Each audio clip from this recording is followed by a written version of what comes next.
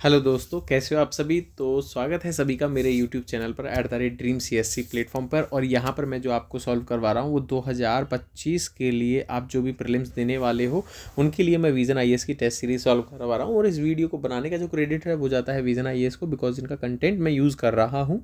देखिए, आपको सबसे पहले इन्फॉर्मेशन देता हूँ, जो भी लोग सीरियस स्टूडेंट हैं उनके लिए ये वाला टेलीग्राम चैनल है मेरा @ड्रीम CSC के नाम से, आप इसे ज्वाइन कर सकते हो।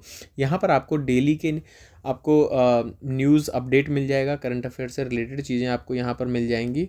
और ज़्यादा उसके अलावा कहीं आपको कुछ पढ़ने की ज़रूरत नहीं है। और दूसरा, मेरे चैनल का एक सबसे बेस्ट है कि यहाँ पर आपको एक्स्ट्रा कंटेंट नहीं दिया जाता है जो कि आपके पढ़ाई के दौरान आपको बहुत ज़्यादा ओवरलोड करके रखेगा। तो वैसी चीज़ें यहाँ नहीं होती हैं। तो आप सभी से रिक्वेस्ट है, आप लोग ये ज्वाइन कर सकते हो। अगर किसी को पर्सनली स्टडी से रिलेटेड डाउट है तो मुझे हरीश_6996 ये मेरा टेलीग्राम चैनल की आईडी है। आप मुझे इस पर भी मैसेज कर सकते हो, ठीक है। तो बिना टाइम गवाए आप लोगों से सीधी बात करते हैं। अब आज हम जियोग्राफी का ये सेकंड टेस्ट होगा। इससे पहले मैं टेस्ट नंबर 3 भी सॉल्व कर चुका हूँ। और ये टेस्ट जो है 2 पार्ट्स में बनेगा। तो पहला जो पार्ट है ये है पार्ट 1। इसमें 50 क्वेश्चन सॉल्व कराए जाएंगे। और जो भी अभी न्यू है, आप पहली बार इस वीडियो को देख रहे हो, मेरे चैनल पर जाइए, वहाँ पर आपको प्लेलिस्ट मिलेगी, वहाँ पर आपको 1 2 3 4 सारे टेस्ट सॉल्व मिलेंगे, ठीक है। तो आइए शुरुआत करते हैं। तो शुरुआत करने से पहले मैं आपको कुछ चीज़ें कुछ चीज़ों का मैंने यहाँ पे अपडेट किया हुआ है। जैसे कि रबी और खरीफ की फसलों के बारे में बहुत से लोगों को कन्फ्यूज़न होता है। मेरा तो सिंपल सा कॉन्सेप्ट, देखिए, रबी की जो फसल होती है, रबी आप देखिए तो इसको रबी नाम, मतलब एक रबी नाम भी होता है। तो इसे ऐसा सोच सकते हैं कि भाई इसे ठंड लगती है, यानी कि आप ऐसा सोच सकते हो कि ये ठंड के मौसम में होती है ये वाली फसल, तो ऐसा सोच सकते हो। और दूसरा है, रबी ऐसी फसलें अधिकांश होंगी जिसमें से एक फसल के 2 दाने किए जा सकते हो। जैसे आप देखेंगे तो आपने गेहूं का दाना देखा होगा, वो ऐसे होता है, ठीक है। जौ भी ऐसा ही होता है। चना आपने देखा होगा, एक चने के 2 कर दिए जाते हैं तभी चने की दाल बन जाती है। सरसों के भी 2 हो जाते हैं, मसूर मटर के ये 2 हो जाते हैं, कुसुम सीड रेप सीड ऐसे ही, मतलब ये कॉन्सेप्ट लगाया जा सकता है कि ऐसे इसके 2 होते होंगे। खरीफ की फसलें इसके अलावा जो बोई जाती हैं। और तीसरा, भारत में जायद की फसलें भी कुछ बोई जाती हैं, ठीक है। मैंने यहाँ पे आपको खरीफ और रबी दोनों फसलों के बारे में बता दिया कि कौन कौन सी फसलें हैं, उन्हें इंग्लिश में भी क्या कहते हैं, ये नाम मैंने अपडेट कर दिया है। इसको एक बार ही देख सकते हो। स्क्रीनशॉट ले लीजिएगा जिन्हें अपने पास अपडेट करना हो डेटा, ठीक है। इनके बीच में जो डिफरेंसेस हैं वो भी यहाँ पर लिखे हुए हैं, ओके। जैसे कि रबी सर्दियों में बोई जाती है, अक्टूबर नवंबर, गर्मी में काट ली जाती है मार्च अप्रैल में। और खरीफ फसलें, जैसे मानसूनी फसलें भी कह दिया जाता है, मानसून के दौरान बोई जाती हैं, जैसे जून जुलाई। और शरद ऋतु में काट ली जाती है सितंबर अक्टूबर में, ठीक है। जैसे कि हाँ, अभी ये वाला भी मैं आपको क्वेश्चन सॉल्व करवाऊंगा। ये क्वेश्चन नंबर 2 से रिलेटेड यहाँ पर फैक्ट है। जैसे कि 2 चीज़ें होती हैं, मैं आपको एक चीज़ समझा देता हूँ यहाँ पर। जैसे कि GSLV है और PSLV है, पोलर स्पेस लॉन्च व्हीकल हुआ यहाँ पर, ठीक है, polar satellite launch vehicle, sorry, ठीक है। दूसरा हुआ ये जियोसिंक्रोनस सैटेलाइट लॉन्च व्हीकल हुआ। आप यहाँ पर देखेंगे तो GSLV का यूज़ किस किस के लिए किया जाता है, जैसे कि भू समकालिक, भू स्थिर और कक्षा, इसका दोनों में यूज़ किया जा सकता है, ठीक है। जबकि ये वाला जो है ध्रुवीय और या सूर्यकालिक कक्षा में यूज़ किया जा सकता है। देखो, इसकी पेलोड ले जाने की क्षमता GSLV की अधिक है। इसमें जो इंजन होता है क्रायोजेनिक, ठोस और तरल प्रोपेलेंट होता है, जिसमें क्या होता है, ये 4 स्टेज होता है। इसमें पहले होता है सॉलिड लिक्विड लिक्विड, इस तरह से होता है, ठीक है। अब ये देखेंगे, संचार, भारी उपग्रह वगैरह ले जाने के लिए किया जाता है। ये महंगा होता है। इसका यूज़ कहाँ है, चंद्रयान 2 गगनयान GSAT में किया गया है, ओके। बाकी इसके मिशन से ये लिखे हुए हैं। अभी हम देखेंगे, ओके। तो नेक्स्ट हम देखेंगे क्वेश्चंस के बारे में बात करते हैं। तो जैसे क्वेश्चन नंबर पहला हम सॉल्व कर रहे हैं। तो क्वेश्चन नंबर 1 है, निम्नलिखित फसलों पर विचार कीजिए। इसमें पूछा हुआ है कि रबी की फसलें उत्तर भारत में उगाई जाती है। देखिए, पहली बात तो उत्तर भारत की पूछ रहा है, रबी की फसलें पूछ रहा है। अभी मैंने आपको एक कॉन्सेप्ट बताया था। देखिए, अब देखेंगे बाजरे के भी 2 नहीं कर सकते। आप देखेंगे बाजरे का दाना पूरा साबुत एक होता है, तो ये तो गलत हो जाएगा। तीसरा हम देखेंगे चना तो रबी की फसल है, जिसके 2 कह सकते हैं। ज्वार के भी नहीं किए जा सकते। तो ये दोनों क्या है, खरीफ की फसलें के बीच में आती है। इन्हें मानसून की शुरुआत के साथ बोया जाता है। मैं आपको बता चुका हूँ, एग्जाम्पल मैं आपको ऊपर बता चुका हूँ, जैसे कि चावल, मक्का, दाल, रागी, सोयाबीन, मूंगफली, गन्ना, ये आदि, कपास, जूट, अरहर, ये शायद खरीफ की फसलें होती हैं, ठीक है। और इसलिए इसका आंसर होता है 1। इसमें ज़्यादा एक्सप्लेनेशन की ज़रूरत नहीं है, आप पीछे देख लीजिएगा, ओके। क्वेश्चन नंबर हम 2 देखेंगे। क्वेश्चन नंबर 2 देखेंगे, इनसैट 3D की बात करते हैं। एक उपग्रह प्रणाली है, इसके संदर्भ में निम्नलिखित कथनों पर विचार कीजिए। देखिए, इनसैट 3D एक उपग्रह प्रणाली है, ठीक है। यह मौसम पूर्वानुमान उपग्रह है जिसे निम्न भू कक्षा में स्थापित किया गया है। देखिए, ये बात ठीक है, इनसैट 3D मौसम पूर्वानुमान उपग्रह है, लेकिन इसे निम्न भू कक्षा में स्थापित नहीं किया गया है। इसे पहले जियो सिंक्रोनस ट्रांसफ़र ऑर्बिट में स्थापित किया गया था। उसके बाद भूस्थिर कक्षा में अलग अलग भूस्थिर जो कक्षा होती है, यानी कि भूस्थिर कक्षा की जो ऊंचाई होती है 35,786 किलोमीटर आसपास लगभग ये होती है। अब भूस्थिर कक्षा क्या होती है मैं आपको ये भी समझाऊंगा यहाँ पे अभी, ठीक है। जैसे हम दूसरा स्टेटमेंट देखें तो एक पहला इसका गलत है। दूसरा देखेंगे कि इसे ध्रुवीय उपग्रह प्रक्षेपण PSLV का उपयोग करके प्रक्षेपित किया गया। मैंने आपको बताया PSLV का यूज़ नहीं किया गया, इसमें GSLV का यूज़ किया, तो इसलिए ये भी गलत हो जाता है। तो इसका आंसर हम देखेंगे, आंसर तो होता है इसका डी। अब हम थोड़ी सी बात कर लेते हैं यहाँ पर, जैसे जियो सिंक्रोनस ट्रांसफर ऑर्बिट क्या होता है, यानी कि भूस्थिर कक्षा क्या होती है, और जियो स्टेशनरी ऑर्बिट क्या होता है, ठीक है। यानी कि कैसे, देखिए पृथ्वी है ऐसे, अब आइए यहाँ पे है, पृथ्वी हमेशा रोटेशन करती है, वेस्ट टू ईस्ट करती है, ओके। पृथ्वी का रोटेशन होता है इस तरह से, वेस्ट टू ईस्ट रोटेशन करती है। तो इसी के हिसाब से ही इस पे जो ये भूमध्य रेखा है, इसी के ऊपर एक ऑर्बिट बना होता है, आप इस ऐसे ऑर्बिट मान सकते हो इसको। जो ये वाला ऑर्बिट होगा, ये ऑर्बिट जो है कि 0 डिग्री यानी कि ध्रुवीय रेखा है जो, सॉरी भूमध्य रेखा, उसके ठीक ऊपर माना जाता है इसे। तो ये वाला जो ऑर्बिट होता है ये होता है जियो स्टेशनरी, ठीक है। मैं थोड़ा लिख नहीं पा रहा हूँ जल्दी से, स्टेशनरी ऑर्बिट, ठीक है। यहाँ पर कैसे, यहाँ पर टीवी से रिलेटेड या फिर मौसम पूर्वानुमान और संचार सेवाओं के लिए यहाँ पर किया जाता है ये ऑर्बिट। दूसरा इस तरह से एक ऑर्बिट होता है इलिप्स टाइप में, मतलब थोड़ा सा टेढ़ा होता है। ये कौन सा होता है, ये जियो सिंक्रोनस ट्रांसफर ऑर्बिट होता है, ठीक है। यानी कि भू समकालिक यहाँ पे, और यहाँ पर क्या होता है कि जो पृथ्वी का जो रोटेशन है उसी के साथ में ही ये घूमता रहता है, यानी कि इसी के बराबर घूमता रहता है। यानी कि अगर वो बिंदु ए, यानी कि हम मान लेते हैं बिंदु ए यहाँ पर अभी है, और तो नेक्स्ट ये पूरा राउंड लगा के उपग्रह कब आएगा, अगले राउंड में 24 घंटे में लगभग यहीं आ जाएगा। तो इस तरह की इसमें सिस्टम होता है। अब आप समझ गए होंगे। तो जो यहाँ पर ऑर्बिट लगाए, ये यहाँ पर जो भी उपग्रह लगाए जाएंगे, सॉरी ये लगाए जाएंगे देखिए पृथ्वी का अध्ययन करना हो, निगरानी करना हो, कुछ सैन्य यानी कि संचार तो यहाँ भी होगा, लेकिन यहाँ सैन्य संचार से रिलेटेड चीज़ें की जाती हैं। तो ये थोड़ा सा यहाँ पर आपको कॉन्सेप्ट मैंने बता दिया है। नेक्स्ट देखेंगे हम, और हाँ सॉरी ये मैंने आपको GSLV PSLV के बारे में मैं उससे पहले आपको बता ही चुका हूँ, ओके। वो पीछे आप करके देख लीजिएगा, अगेन मैं आपको रिपीट कर रहा हूँ, कोई ये वाला पॉइंट आप यहाँ से देख लेना, ठीक है। क्वेश्चन नंबर 3 देखेंगे हम।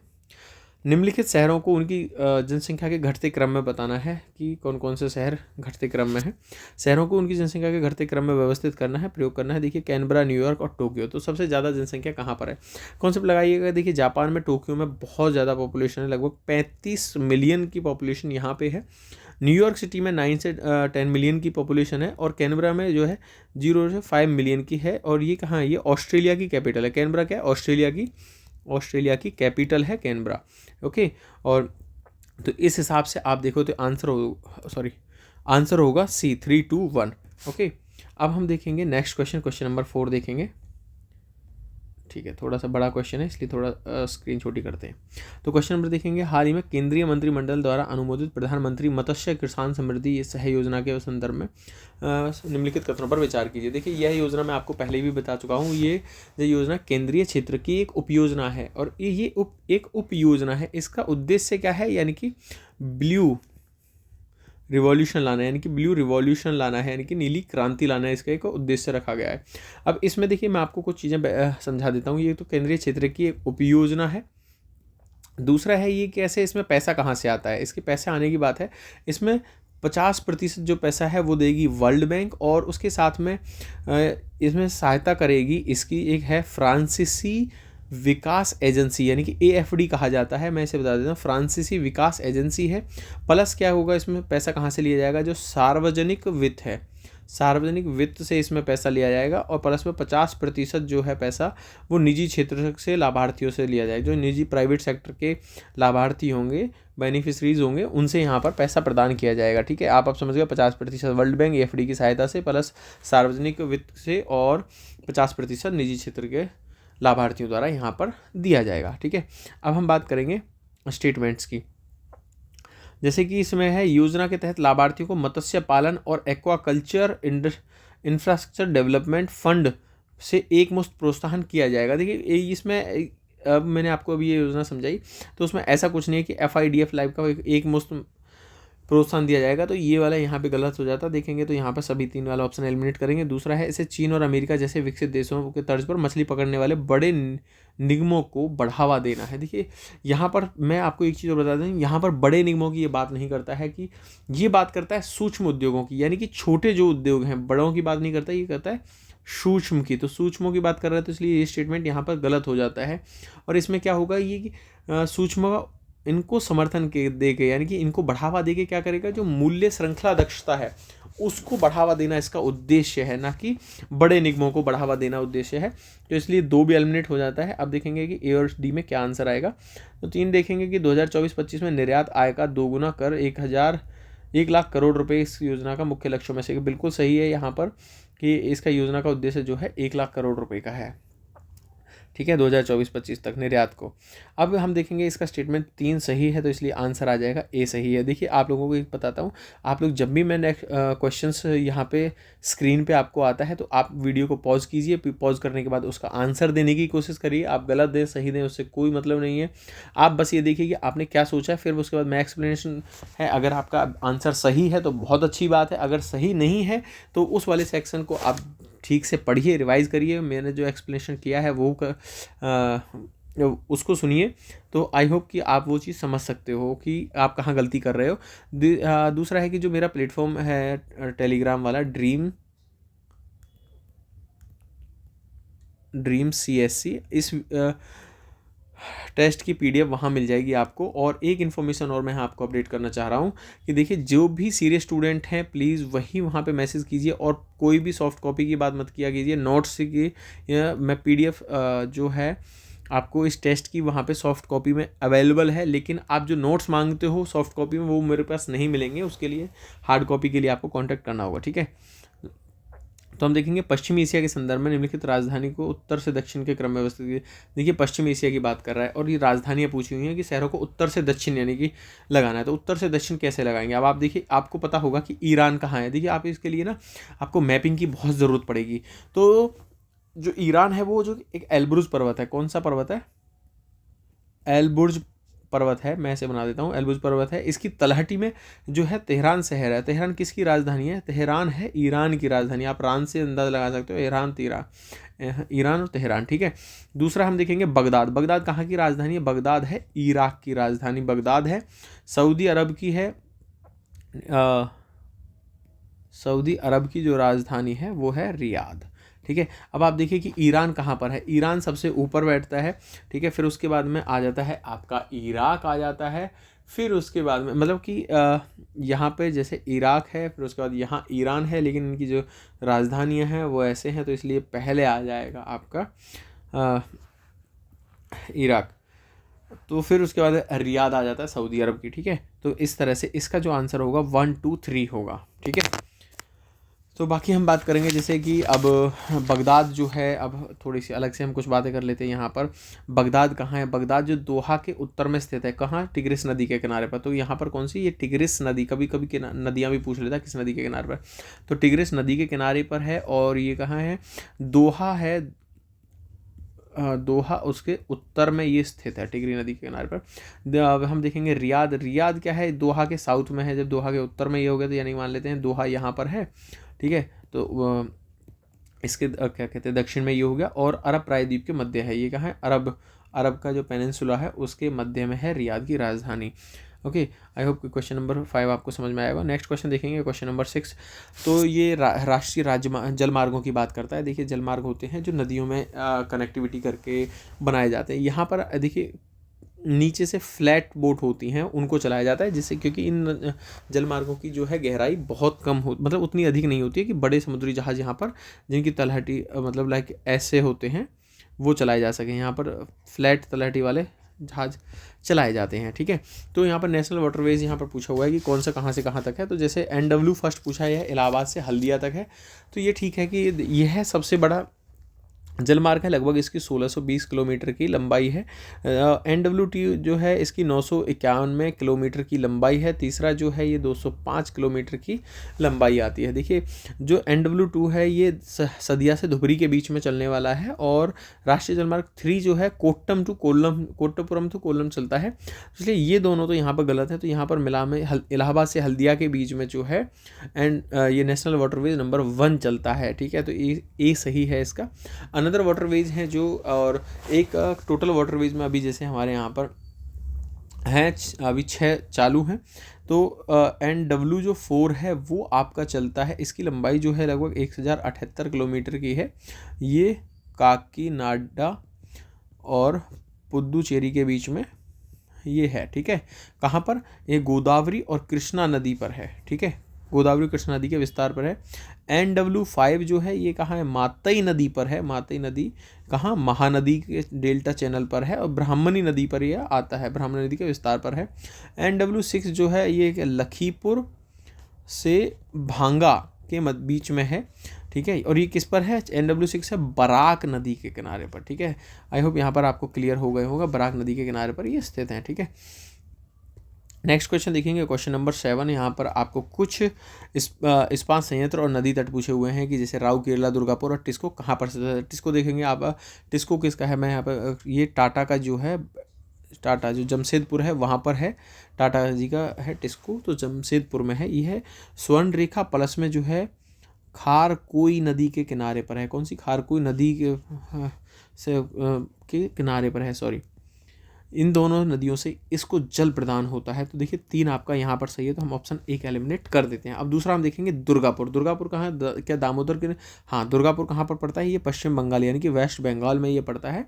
अब दुर्गापुर का जो संयंत्र है वह क्या कहते हैं, यूनाइटेड किंगडम के सहयोग से चलाया गया था 1962 में, और सबसे पहले जो है राउरकेला को जो जर्मनी के सहयोग से बनाया गया था 1959 में। ओके, तो सबसे पहले जर्मनी के सहयोग से राउरकेला को बनाया गया था 1959 में। और ये कहाँ पर है? राउरकेला ये उड़ीसा में है। उड़ीसा में कौन सी नदी के किनारे पर है? ब्राह्मणी नदी के किनारे पर है, ना कि स्वर्ण रेखा के। अब आप देख लेंगे टिस्को, तो यहाँ पे ये तो एक गलत हो जाएगा, तो आंसर आएगा इसका सी। ओके, बाकी सब एलिमिनेट हो जाएंगे। अगर आपको एक पता था राउरकेला उड़ीसा में है, ब्राह्मणी नदी के किनारे पर है, तो आप ऑब्वियसली इसका आंसर ला सकते थे। ओके, अब देखेंगे next question, question number 8। Kunming Montreal global biodiversity framework के MGBF की बात कर रहे हैं। तो कुनमिंग को कब अपनाया गया था, आप उस चीज़ के बारे में यहाँ पर मैं आपको थोड़ी सी चीज़ें बताऊंगा। देखिए कुनमिंग मॉन्ट्रियल प्रोटोकॉल जो है इसके एक कुछ लक्ष्य बनाए गए थे। सेम क्वेश्चन आपको लगभग इसी से जुड़ा हुआ एक क्वेश्चन आगे मिलेगा, वो भी आप देख लेना। तो कुनमिंग मॉन्ट्रियल प्रोटोकॉल जो है यानी कि कॉन्फ्रेंस ऑफ पार्टीज़ 15 हुई थी, वहाँ पर इसे अपनाया गया था। और इसमें क्या करना था, ये 2030 तक के लिए कुछ लक्ष्य रखे गए थे। देखिए एक इसका मुख्य लक्ष्य 30x30 का लक्ष्य आपने देखा होगा वो। इसमें ये क्या करेगा, यानी कि सतत संरक्षण की बात करता है, जल, भूमि का और समुद्र का, और प्लस में क्या करेगा, सतत उपयोग की बात करेगा। ओके, उपयोग की बात करेगा। और ये कैसे, इसे क्या, इस कुनमिंग को क्या मतलब पेरिस समझौते के समान माना जाता है। ठीक है, जलवायु से रिलेटेड है पेरिस समझौता। जिसको ना पता हो जाइए गूगल पे सर्च कीजिए और पढ़िए पेरिस समझौता, तो इसे पेरिस समझौते के समान माना जाता है। अब हम देखेंगे कि इसका क्या क्या है, मतलब इसके कौन कौन से लक्ष्य हैं। देखिए इसका लक्ष्य क्या है, जो इसमें आक्रामक जो प्रजातियां हैं यानी इन्वेसिव स्पीसीज जो होता है उन्हें 50% तक उन्हें कम करना है। दूसरा है इसका पर ईयर $200 बिलियन जुटाना है, यानी कि $200 बिलियन पर ईयर ये जुटाएगा। साथ ही में ये क्या करेगा, $500 बिलियन की प्लस में $500 बिलियन की वार्षिक जो हानिकारक सब्सिडी है, ठीक है,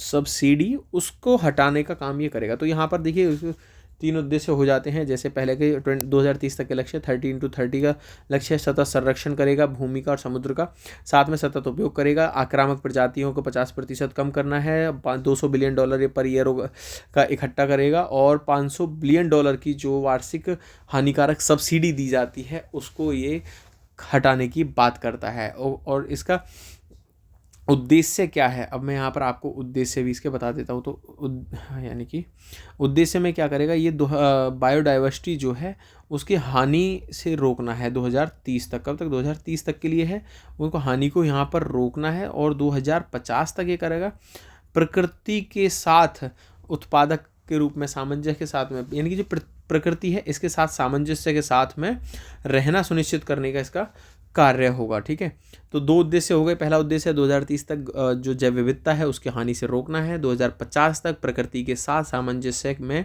रहना सुनिश्चित करवाना है। और इसके लक्ष्य जो 30% जो क्षतिग्रस्त पारिस्थितिकी तंत्र है उसको पुनर्स्थापित करना है इसके, और प्रदूषण को कम करना है, 50% तक कीटनाशकों को कम करना है, प्रजातियों में विलुप्त की जोखिम को 10 गुना कम करना है। मैंने ये इतना सारा लिख नहीं सकता, मैं आपको बोल के बता ही देता हूँ सारा। ठीक है, तो यहाँ पर प्रजातियों में विलुप्तता के जोखिम को 10% कम करना है। अब हम देखेंगे, मैंने आपको KMGBF के बारे में बता दिया। अब हम बात करेंगे पहला स्टेटमेंट की, क्वेश्चन 8 के। अब आप खुद से अटेम्प्ट करने की कोशिश करिएगा। प्रवासी प्रजातियों के बारे में पर्यावासों की पुनर्बहाली के लक्ष्य निर्धारित लक्ष्यों में से क्या मैंने यहाँ पर इसके लिए अलग है CMS, convention of migratory species. तो प्रवासी प्रजातियों का तो इसमें कोई मतलब ही नहीं था, अभी मैंने बताया था आपके उसके उद्देश्य और लक्ष्य। अब दूसरा है इसके कार्यान्वयन को GBF यानी कि F global biodiversity framework fund द्वारा वित्त पोषित किया जाता है। तो ये बिल्कुल सही है, इसके कारण को GBFF द्वारा वित्त पोषित किया जाता है। तो पहला स्टेटमेंट इसका गलत है, तो आप देखेंगे कि आंसर आ जाएगा केवल 2। तो इसका आंसर हो जाएगा 8 का, क्वेश्चन नंबर 8 का B। क्वेश्चन नंबर हम 9 देखेंगे। यहाँ पर कुछ जल निकायों के बारे में पूछा हुआ है, जैसे कि यहाँ पर मरमरा सागर के बारे में पूछा हुआ है कि जल निकाय। देखिए मरमरा सागर है कहाँ, देखिए एक तो होता है यहाँ पर है, मैं आपको बताता हूँ, एजियन सी से मरमरा सी, और मरमरा सी के बाद में आता है ब्लैक सी। ठीक है, देखिए अब आप इसको समझेंगे, मरमरा सी, एजियन सी और ब्लैक सी को दोनों को जोड़ने का काम कर रहा है। अब मरमरा जो है ब्लैक सी से किस के द्वारा जुड़ा हुआ है? ये जुड़ा हुआ है बॉस्पोरस, यानी कि इस्तांबुल संधि के द्वारा यहाँ जुड़ा हुआ है। और मरमरा सी एजियन से कैसे जुड़ा हुआ है? ये जुड़ा हुआ है डार्डोनेल्स जलडमरू कह सकते हैं, या फिर हम इसे कह सकते हैं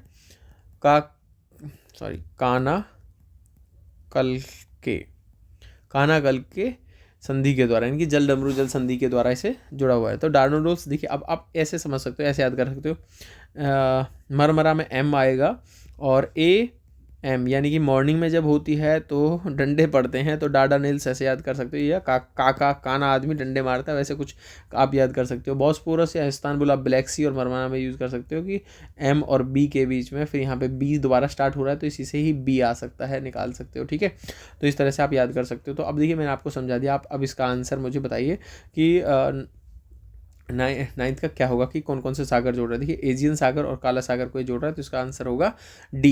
क्वेश्चन नंबर 10 करेंगे हम, मानव भूगोल के संदर्भ में रैखिक प्रतिरूप और क्रॉस आकार के प्रतिरूप किस रूप में है? देखिए रैखिक प्रतिरूप और क्रॉस आकार के रूप किस प्रतिरूप में होंगे? देखिए ना ये प्रवासन का प्रतिरूप नहीं है, रेलवे नेटवर्क का नहीं है, नगरीय फैलाव का नहीं है। देखिए रैखिक क्या होता है, कुछ बस्तियां बसाई जाती हैं। आप बस्तियों के प्रकार पढ़ोगे NCERT में, तो वहाँ पर आपको इस तरह के प्रतिरूप समझाए गए हैं। कुछ बस्तियां ऐसी हैं जैसे समुद्र के किनारे पर ऐसे लंबी बस्तियां बसाई दी जाती हैं, या फिर पहाड़ी क्षेत्रों में अलग अलग भिन्न भिन्न जगह पे कुछ लोग मकान बना के रह लेते हैं आप। और क्रॉस प्रतिरूप होता है जैसे कि किसी चौराहा है, कुछ उस चौराहे के पास में या फिर कुछ मिलन बिंदुओं पर, सड़कों के मिलन बिंदुओं पर बस्तियां बस जाती हैं, वहाँ पर क्रॉस प्रतिरूप हो जाता है। तो इस तरह से ये है ग्रामीण बस्तियों से बसाव से संबंधित ये दिया गया है। क्वेश्चन नंबर 10 का होगा A। ये क्वेश्चन कोई ज़्यादा इंपॉर्टेंट नहीं था, ऐसे क्वेश्चन UPSC नहीं पूछता, पर फिर भी टेस्ट सीरीज में है तो हम सॉल्व करें ना, हमारा काम है।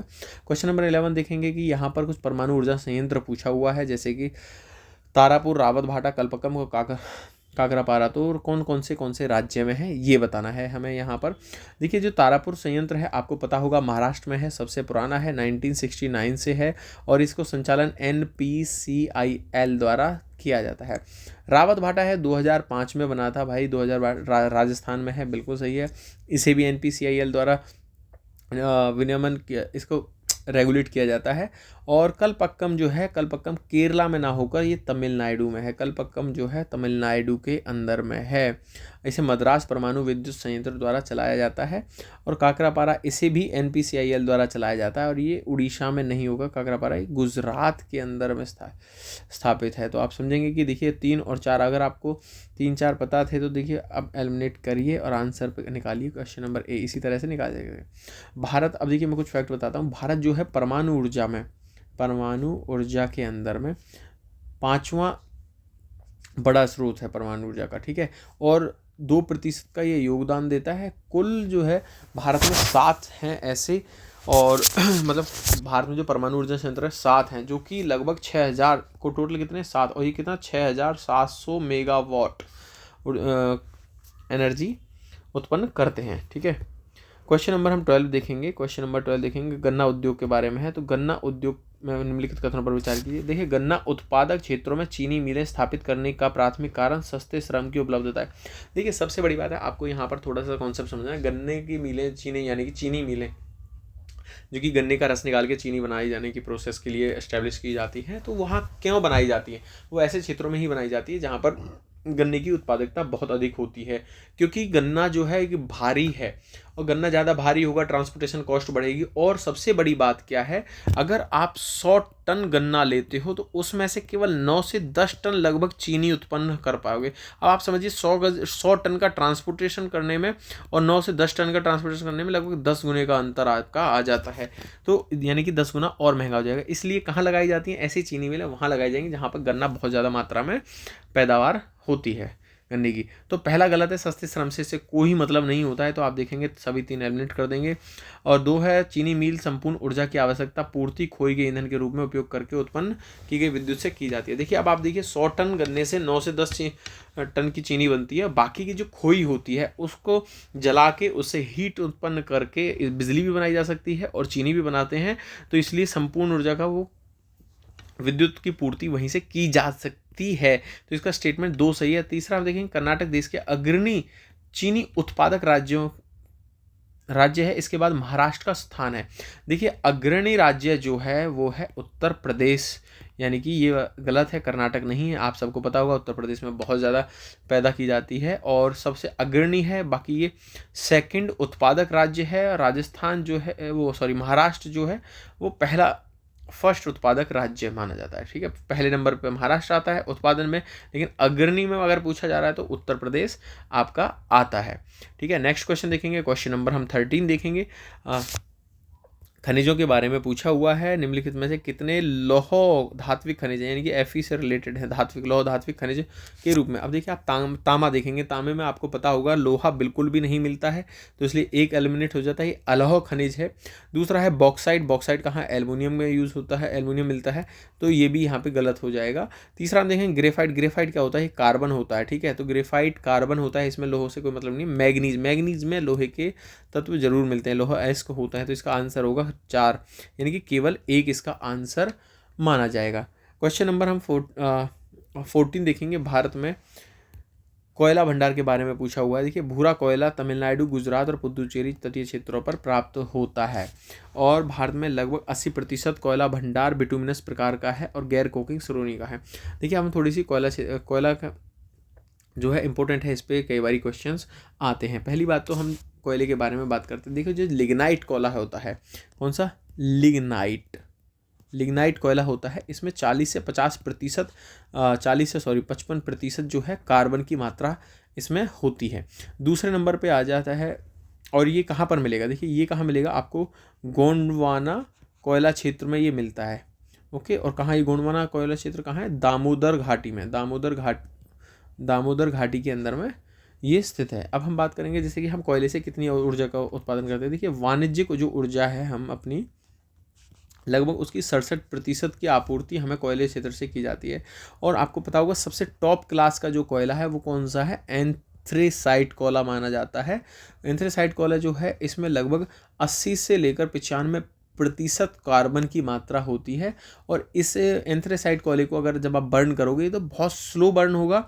दूसरा, इसकी जो होगी नीले कलर की लौ निकलेगी, यानी कि जो उसमें से अग्नि प्रज्वलित होती है वो नीले कलर की होती है। और ये कहाँ पर मिलेगा? ये बहुत कम मात्रा में भारत में पाया जाता है, जम्मू एंड कश्मीर में ये मिलेगा बहुत अल्प मात्रा में। दूसरा कोयला होता है बिटुमिनस। बिटुमिनस जो कोयला होता है, बिटुमिनस जो कोयला है, वो बिटुमिनस कोयले में 60 से 80% कार्बन की मात्रा पाई जाती है। ठीक है, तो अब आप देखेंगे सबसे बेस्ट कोयला कौन सा? एंथ्रेसाइट, उसके बाद में बिटुमिनस और लास्ट में बचता है लिग्नाइट। तो लिग्नाइट को ही हम भूरा कोयला भी कह देते हैं, भूरा कोयला भी कह दिया जाता है, क्योंकि इसमें बहुत ज़्यादा राख की मात्रा निकलती है। और आप देखेंगे उस राख को ऐस को यूज़ करके ईंट वगैरह बनाई जाती हैं आजकल ये सब चीज़ें, या फिर जहाँ पर भूमि में अधिक गड्ढे कर दिए जाते हैं खनन वनन का कार्य करके, उन्हें रिफिल करने के लिए कार्य में यूज़ लिया जाता है। तो भूरा कोयला कहाँ मिलता है? लिग्नाइट की एक विशेषता है। तो ये कोयला जो है तमिलनाडु, गुजरात और पुदुचेरी तटीय क्षेत्रों प्लस में जम्मू कश्मीर यानी कि JNK में भी ये मिलता है। ठीक है, दूसरा हम देखेंगे भारत में लगभग 80% कोयला भंडार बिटुमिनस प्रकार का है, जो गैर कोकिंग श्रेणी का है। बिल्कुल सही बात है, भारत में 80% बिटुमिनस कोयला सबसे ज़्यादा अधिकांश मिलता है। तो 1 और 2 इसका बिल्कुल सही है। देखिए, आप इसके लिए ना कोल इंडिया की कोई रिपोर्ट पढ़ लीजिएगा, वहाँ पर आपको कोयले के बारे में पूरी इन्फॉर्मेशन होगी, कहाँ पे कौन कौन से जगह से कितना कोयला वो निकाला जा रहा है। 15वां क्वेश्चन हम देखेंगे, जनांकीय संक्रमण सिद्धांत की व्यवस्था। देखिए, ऐसी अवस्थाएं हैं ये, ठीक है, ऐसा क्वेश्चन UPSC नहीं पूछता है, पर फिर भी हम इसे थोड़ा सा एक्सप्लेन करेंगे। देखिए, अवस्था 1 कौन सी है, मैं आपको बोल बोल के बता दूंगा बस ऐसा। पहले ये कैसी अवस्था है? जैसे पूर्व औद्योगिकरण। आप देखिए, औद्योगिकरण जब होना था, यानी कि 1750 से पहले की बातें कर रहा है, 1750 से पूर्व की क्या है, यहाँ पर उच्च जन्म और मृत्यु दर होती थी। बिल्कुल सही बात कह रहा है कि जो अवस्था 1 है, अगर आपको पता है ये पूर्व औद्योगिकरण के टाइम की है, तो वहाँ पर बच्चों का जन्म भी ज़्यादा होता था, मृत्यु भी ज़्यादा होती थी, क्योंकि मेडिसिन्स नहीं थी, रोग ज़्यादा हो जाते थे, लोगों में केयर करना नहीं आता था, इसलिए ये तो यहाँ पे ऐसा होता था। तो स्टेटमेंट 1 बिल्कुल सही है। अवस्था 2 बात करेंगे। अवस्था 2 कब की है? ये प्रारंभिक अवस्था में गिनती जाती है, यानी कि प्रारंभिक औद्योगिकरण के टाइम की बात कर रहा है। 2, अवस्था 2। अब इसमें क्या होगा? देखिए, मृत्यु दर में तो कमी आएगी, किंतु उच्च जन्म दर में निरंतरता थी। देखिए कि मृत्यु दर को तो कम कर लिया, उसके बाद में जन्म दर फिर भी बढ़ती ही जा रही थी। तो इसके स्टेटमेंट ये 2 भी ठीक हो जाता है। अब 3 देखेंगे, अवस्था 3, ये परिपक्व अवस्था होती है। परिपक्व अवस्था में जन्म दर में तो गिरावट और साथ में निम्न मृत्यु दर में भी होती है। बिल्कुल सही है। और इसके बाद में आती है उत्तर औद्योगिक, यानी कि अवस्था 4। अवस्था 4 को कब कह दिया जाता है? उत्तर औद्योगिक। फिर उसके बाद अवस्था आती है उत्तर औद्योगिकरण, आधुनिकीकरण, यानी कि घटती जनसंख्या। यह है अवस्था 5, उत्तर आधुनिकीकरण, यानी कि जनसंख्या घटेगी। और ये है अवस्था 5। इसमें क्या होगा? जन्म दर भी कम हो जाती है और मृत्यु दर भी कम हो जाती है, इसमें दोनों दरें कम हो जाती हैं। क्वेश्चन नंबर हम नेक्स्ट देखेंगे, क्वेश्चन नंबर 16। आप इसको अटेम्प्ट करिए। जापान के 4 प्रमुख द्वीपों में से कौन सा सबसे बड़ा द्वीप है? यहाँ पर आप देखेंगे, देखिए सबसे बड़ी बात है कि ऐसे कुछ द्वीप हैं, जबकि जैसे जापान है, जापान में लगभग 14,125 द्वीप हैं, जिनमें से सिर्फ 260 पर लोग रहते हैं। यानी कि आप समझिए 14,125 द्वीपों पे टोटल हैं जापान के अंदर में, तो यहाँ पर लगभग 260 पे लोग रहते हैं। अब हम देखेंगे सबसे अधिक द्वीप किस देश में है? अधिक द्वीप है इंडोनेशिया में है। इंडोनेशिया में सबसे ज़्यादा द्वीप हैं। उसके नंबर 2 पे आता है मेडागास्कर, और नंबर 3 पे आता है पापुआ न्यू गिनी। ओके, तो पहले नंबर पे इंडोनेशिया, दूसरे पे मेडागास्कर, तीसरे पे पापुआ न्यू गिनी और चौथे पर आता है आपका जापान। तो जापान में मैंने बताया आपको 14,125 आइलैंड्स हैं। अब होन्शु की बात करेंगे। देखिए, होन्शु जो है, होन्शु सबसे ज़्यादा आबादी होन्शु पर है। देखिए, यहाँ पर सबसे अधिक आबादी में लोग यहाँ पर होन्शु पे रहते हैं। होकाइडो जो है, होकाइडो है, ये सेकंड है। ठीक है, होकाइडो यहाँ पर सब सेकंड है, यहाँ पर सबसे मतलब सेकंड नंबर पे आता है आबादी में। यहाँ पर ठंडी जलवायु मिलती है और यहाँ पर शीतकालीन खेल खेले जाते हैं। समुद्री खाद्य पदार्थों के लिए ये होकाइडो फेमस है। तीसरा हम देखेंगे क्यूशू 3rd नंबर पे आता है आबादी के मामले में। तो यहाँ पर आपके फेमस जगह हैं, जैसे नागासाकी, हिरोशिमा नागासाकी देखें तो नागासाकी यहाँ पर है क्यूशू में। शिकोकू आपको है, शिकोकू जो है ये 4th नंबर पे आता है। पॉपुलेशन में। तो यहाँ शिकोकू क्यों फेमस है? शिकोकू फेमस है इस यहाँ पर 88 मंदिरों का तीर्थ यात्रा के लिए प्रसिद्ध है शिकोकू। तो शिकोकू में 88 मंदिरों की तीर्थ यात्रा के लिए फेमस है शिकोकू। अब हम आपको इन्हें उत्तर से दक्षिण लगाएंगे। तो सबसे पहले कौन सा आता है मैं आपको बताता हूँ। एक तो मैंने आपको बता दिया कि सबसे ज़्यादा पहले पे आएगा, सबसे प्रमुख सबसे बड़ा द्वीप है होन्शु, सबसे बड़ा है प्लस यहाँ पर आज आबादी सबसे अधिक रहती है। सेकंड पे होकाइडो आ जाएगा, थर्ड पे आपका क्यूशू आ जाएगा, फोर्थ पे शिकोकू आ जाता है। अब इनका हम क्रम लगाएंगे उत्तर से दक्षिण। तो सबसे पहले उत्तर में आपका आता है होकाइडो, उसके दूसरे नंबर पे आ जाता है होन्शु, फिर थर्ड पे आ जाता है आपका शिकोकू और फोर्थ पे आ जाता है क्यूशू। तो इनका अगर उत्तर से दक्षिण का क्रम हो जाता है आपका, ये पहले नंबर पे होकाइडो, दूसरे पे होन्शु, तीसरे पे शिकोकू, चौथे पे क्यूशू। ठीक है, इस तरह से आप इनको याद कर लेना, क्योंकि कई बार क्रम भी पूछ लेता है। और क्वेश्चन नंबर हम 70 देखेंगे। किसी विशेष क्षेत्र से संबंधित निम्नलिखित कारकों पर विचार कीजिए। जैसे कि कारक किससे उस क्षेत्र में जनसंख्या वितरण को प्रभावित करेंगे। देखिए आप अब जनसंख्या को वितरण को कौन से प्रभावित करेंगे? कॉमन सेंस बेस्ड क्वेश्चन है, कोई एक्सप्लेनेशन की जरूरत नहीं है। भू आकृतियाँ सही बात है, अगर आप पहाड़ों पर रहेंगे तो जनसंख्या का प्रभाव पड़ेगा, समतल में आएंगे तो जनसंख्या का प्रभाव पड़ेगा। ऊर्जा के संसाधन, जाहिर सी बात है, जहाँ पर बिजली की और पानी की सुविधा होगी, ऊर्जा के संसाधन होंगे, वहाँ पर लोग ज़्यादा रहेंगे। आपदाएं, प्राकृतिक संकट, बिल्कुल सही बात है, पहाड़ों पर आपदाएं प्राकृतिक संकट ज़्यादा होता है तो भाई लोग कम रहते हैं, जनसंख्या घनत्व भी वहाँ पे कम मिलता है। तो इसलिए तीनों कारक ये करेंगे। यहाँ पर अन्य कोई कारक होता तो उसे भी हम कॉमन सेंस से कर सकते थे। देखिए अब क्वेश्चन नंबर 18 पढ़ेंगे। अमेरिकी सीईओ मुंबई में स्थित एक किसी चीनी सेमीकंडक्टर विनिर्माण बहुराष्ट्रीय निगम के लिए कार्य कर रहा है। उसके आय सृजन को निम्नलिखित में से किस प्रकार की मानवीय क्रियाकलाप के अंतर्गत वर्गीकृत किया जा सकता है? ये यूपीएससी इस तरह के क्वेश्चन नहीं पूछता, पर फिर भी कॉमन सेंस से हम इस क्वेश्चन को करेंगे। देखिए पहली बात तो है द्वितीयक और तृतीयक क्षेत्र आप समझते होंगे, विनिर्माण क्षेत्र और सर्विस सेक्टर की बात आती है। लेकिन सर्विस सेक्टर में भी एक स्पेशल सर्विस होती है जिसमें बहुत हाई क्लास पे वेतन दिया जाता है, पंचम, जिसे कैसे गोल्ड कॉलर जॉब कह दिया जाता है। कहाँ?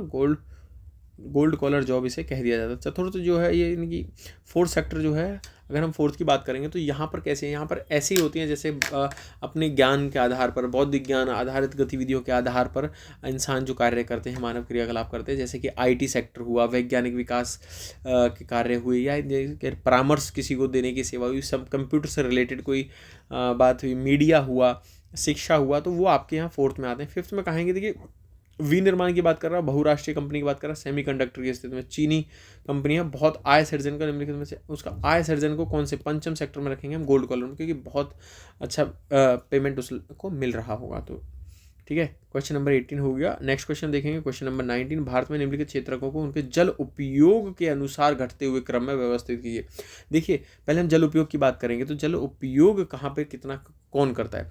पहली बात तो हमारे पास कितना जल है? हमारे पास कुल जो भौम जल है, इसमें हमारा भौम, साथ में जो धरातलीय जल है, ठीक है। देखिए मैं यहाँ पर धरातलीय को क्या नाम है, सरफेस लिख देता हूँ, भौम को अंडर वाटर यानी कि यू के नाम से मैं बता रहा हूँ, ठीक है। तो जो भौम जल है और ये सरफेस वाला जो है, इसमें लगभग 1869 घन किलोमीटर हमारे पर है, ठीक है। तो क्यूब किलोमीटर हमारे पास यहाँ पर इतना जल है टोटल। लेकिन हमारा जो उपयोगी जल है, कुल उपयोगी है जो कि जल संसाधनों में है, वो है 1122 घन किलोमीटर, ठीक है। तो 1122 घन किलोमीटर है भारत में। अब भारत की हम बात करते हैं, भारत में लगभग 60% हम उपयोग कर रहे हैं। धरातलीय क्षेत्र का हम 2.45% कर रहे हैं, जल संसाधनों का हम 4% यूज कर रहे हैं, और जनसंख्या का लगभग हमारे पास में 16% जनसंख्या, ठीक है। हमारे पास 16% जनसंख्या है, और उसके बाद जल संसाधनों का हम 4% हमारे पास है टोटल। सॉरी मैंने एक्सप्लेन गलत किया था। जल संसाधनों का हमारे पास 4% है, और जनसंख्या का हमारे पास 16% है, और जबकि धरातलीय क्षेत्र का हमारे पास 2.45% यानी कि 2.45% हमारे पास है, जिसका हम केवल 60% ही उपयोग कर पा रहे हैं। अब बात करते हैं कृषि क्षेत्र की और औद्योगिक क्षेत्र की। देखिए धरातलीय को मैं यहाँ पर आपको बताता हूँ, धरातलीय और भौम जल को, ठीक है। तो देखिए घरेलू क्षेत्र जो है 9% तो धरातलीय को यूज़ करता है, और यहाँ पर भौम जल का इसका कोई डेटा अपडेट नहीं था। और औद्योगिक क्षेत्र है 2% यूज़ करता है धरातलीय जल को, और जो कृषि क्षेत्र है वो कृषि क्षेत्र 89% यूज़ करता है। और भौम जल का 92% यूज़ करता है। ऐसे औद्योगिक क्षेत्र भौम जल का 5% यूज़ करता है। ठीक है, तो अब आप देख लीजिए इस आधार पर कौन सा क्षेत्र सबसे ज़्यादा यूज़ कर रहा है। सबसे पहले नंबर पे आएगा, उसके बाद घरेलू क्षेत्र आएगा, तीसरे नंबर पे आएगा, यानी कि इसका आंसर बनेगा 1, 3, 2। इसका ऑप्शन के हिसाब से आंसर बनता है बी।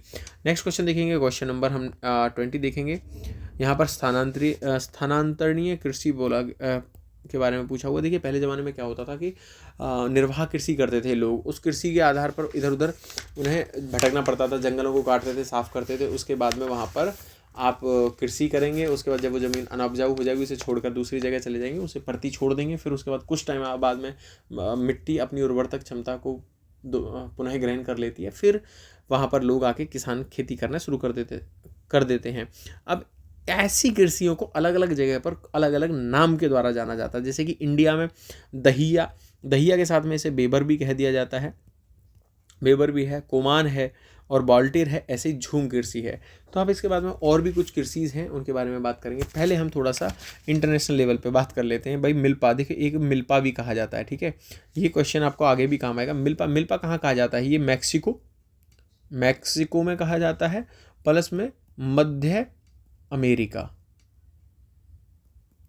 ठीक है, तो मिल्पा जो है ये स्थानांतरित कृषि है, इसे मैक्सिको और मध्य अमेरिका में कहा जाता है। उसके बाद कोनुको आपकी वेनेजुएला में, मैं आपको बोल के बता दूं, सिर्फ वेनेजुएला में बोला जाता है। ऐसे ही आ जाता है आपका रोका आपका कहाँ? ब्राज़ील में रोका कहा जाता है। मसोले कहाँ हो जाता है? मध्य अफ्रीका में। ऐसी लदांग भी है इंडोनेशिया में लदांग कहा जाता है। और रे कहा जाता है वियतनाम में रे कहा जाता है। अब आपको मैं अगेन रिपीट करता हूँ, मिल्पा कहाँ कहा जाता है? मिल्पा मैक्सिको और मध्य अमेरिका में कहा जाता है। कोनुगो कहाँ कहा जाता है? कोनुगो वियतनाम आपको वेनेजुएला में कहा जाता है। रोका ब्राज़ील में कहते हैं, मशोले मध्य अफ्रीका में कहते हैं, लदांग इंडोनेशिया में कहते हैं, रे कहाँ कहते हैं? रे कहते हैं वियतनाम के अंदर में। अब बात करते हैं इंडिया की। इंडिया में जैसे दहिया और बेबर मध्य प्रदेश में कहा जाता है, बिल्कुल सही है। कोमान उड़ीसा में कह दिया जाता है, वोल्टेर राजस्थान में कहा जाता है और झूम असम में कहा जाता है। उसके बाद में कुछ और भी हैं। झारखंड में क्या कहा जाता है? कुरुवा कहा जाता है, झारखंड में कहा जाता है। पोंडू और या पेंडा है आपका, देखिए कैसा नाम है, आंध्र प्रदेश साइड के बोले ना, आंध्र प्रदेश में कहा जाता है। ऐसे ही है पामा डाबी आपका कहा जाता है उड़ीसा के अंदर। उड़ीसा में आप एक और कहा जाता है जो यहाँ पे ऑप्शन था, कोमान भी कहा जाता है, साथ में कहा जाता है बरिंगा भी यहाँ पे कहा जाता है। कुमारी कहते हैं, कुमारी कहाँ कहते हैं? वेस्टर्न घाट में, यानी कि पश्चिमी घाट में भी कहा जाता है कुमारी। और वॉल्टेर है जो यहाँ पे बताया गया है, दक्षिण पूर्वी राजस्थान में कहा जाता है। एक और कहा जाता है खिल। अब आप मुझे कमेंट करके बताइएगा कि स्थानांतरित कृति में खिल कहाँ पे यूज़ की जाती है, मतलब खिल नाम कहाँ पे कहा जाता है। ठीक है, ये मुझे आप कमेंट बॉक्स में आप बताएंगे। क्वेश्चन नंबर हम 21 देखेंगे। 21 है वन संरक्षण संशोधन अधिनियम 2023 के बारे में क्वेश्चन पूछा गया है। राज्य सरकार, देखिए कॉमन सेंस से इस क्वेश्चन को करने की कोशिश करते हैं। मैं क्वेश्चन थोड़ा छोटा करते हैं। हाँ, अब आई होप आपको नजर आ रहा होगा। राज्य वन संरक्षण संशोधन अधिनियम, राज्य सरकार को केवल निजी संस्थाओं को पट्टे पर अन्यथा वन्य भूमि आवंटित करने के लिए केंद्र सरकार की पूर्व मंजूरी प्राप्त करना अनिवार्य है। देखिए केवल निजी संस्थाओं को नहीं, केवल इसमें सरकारी संस्थाओं को भी रखा है।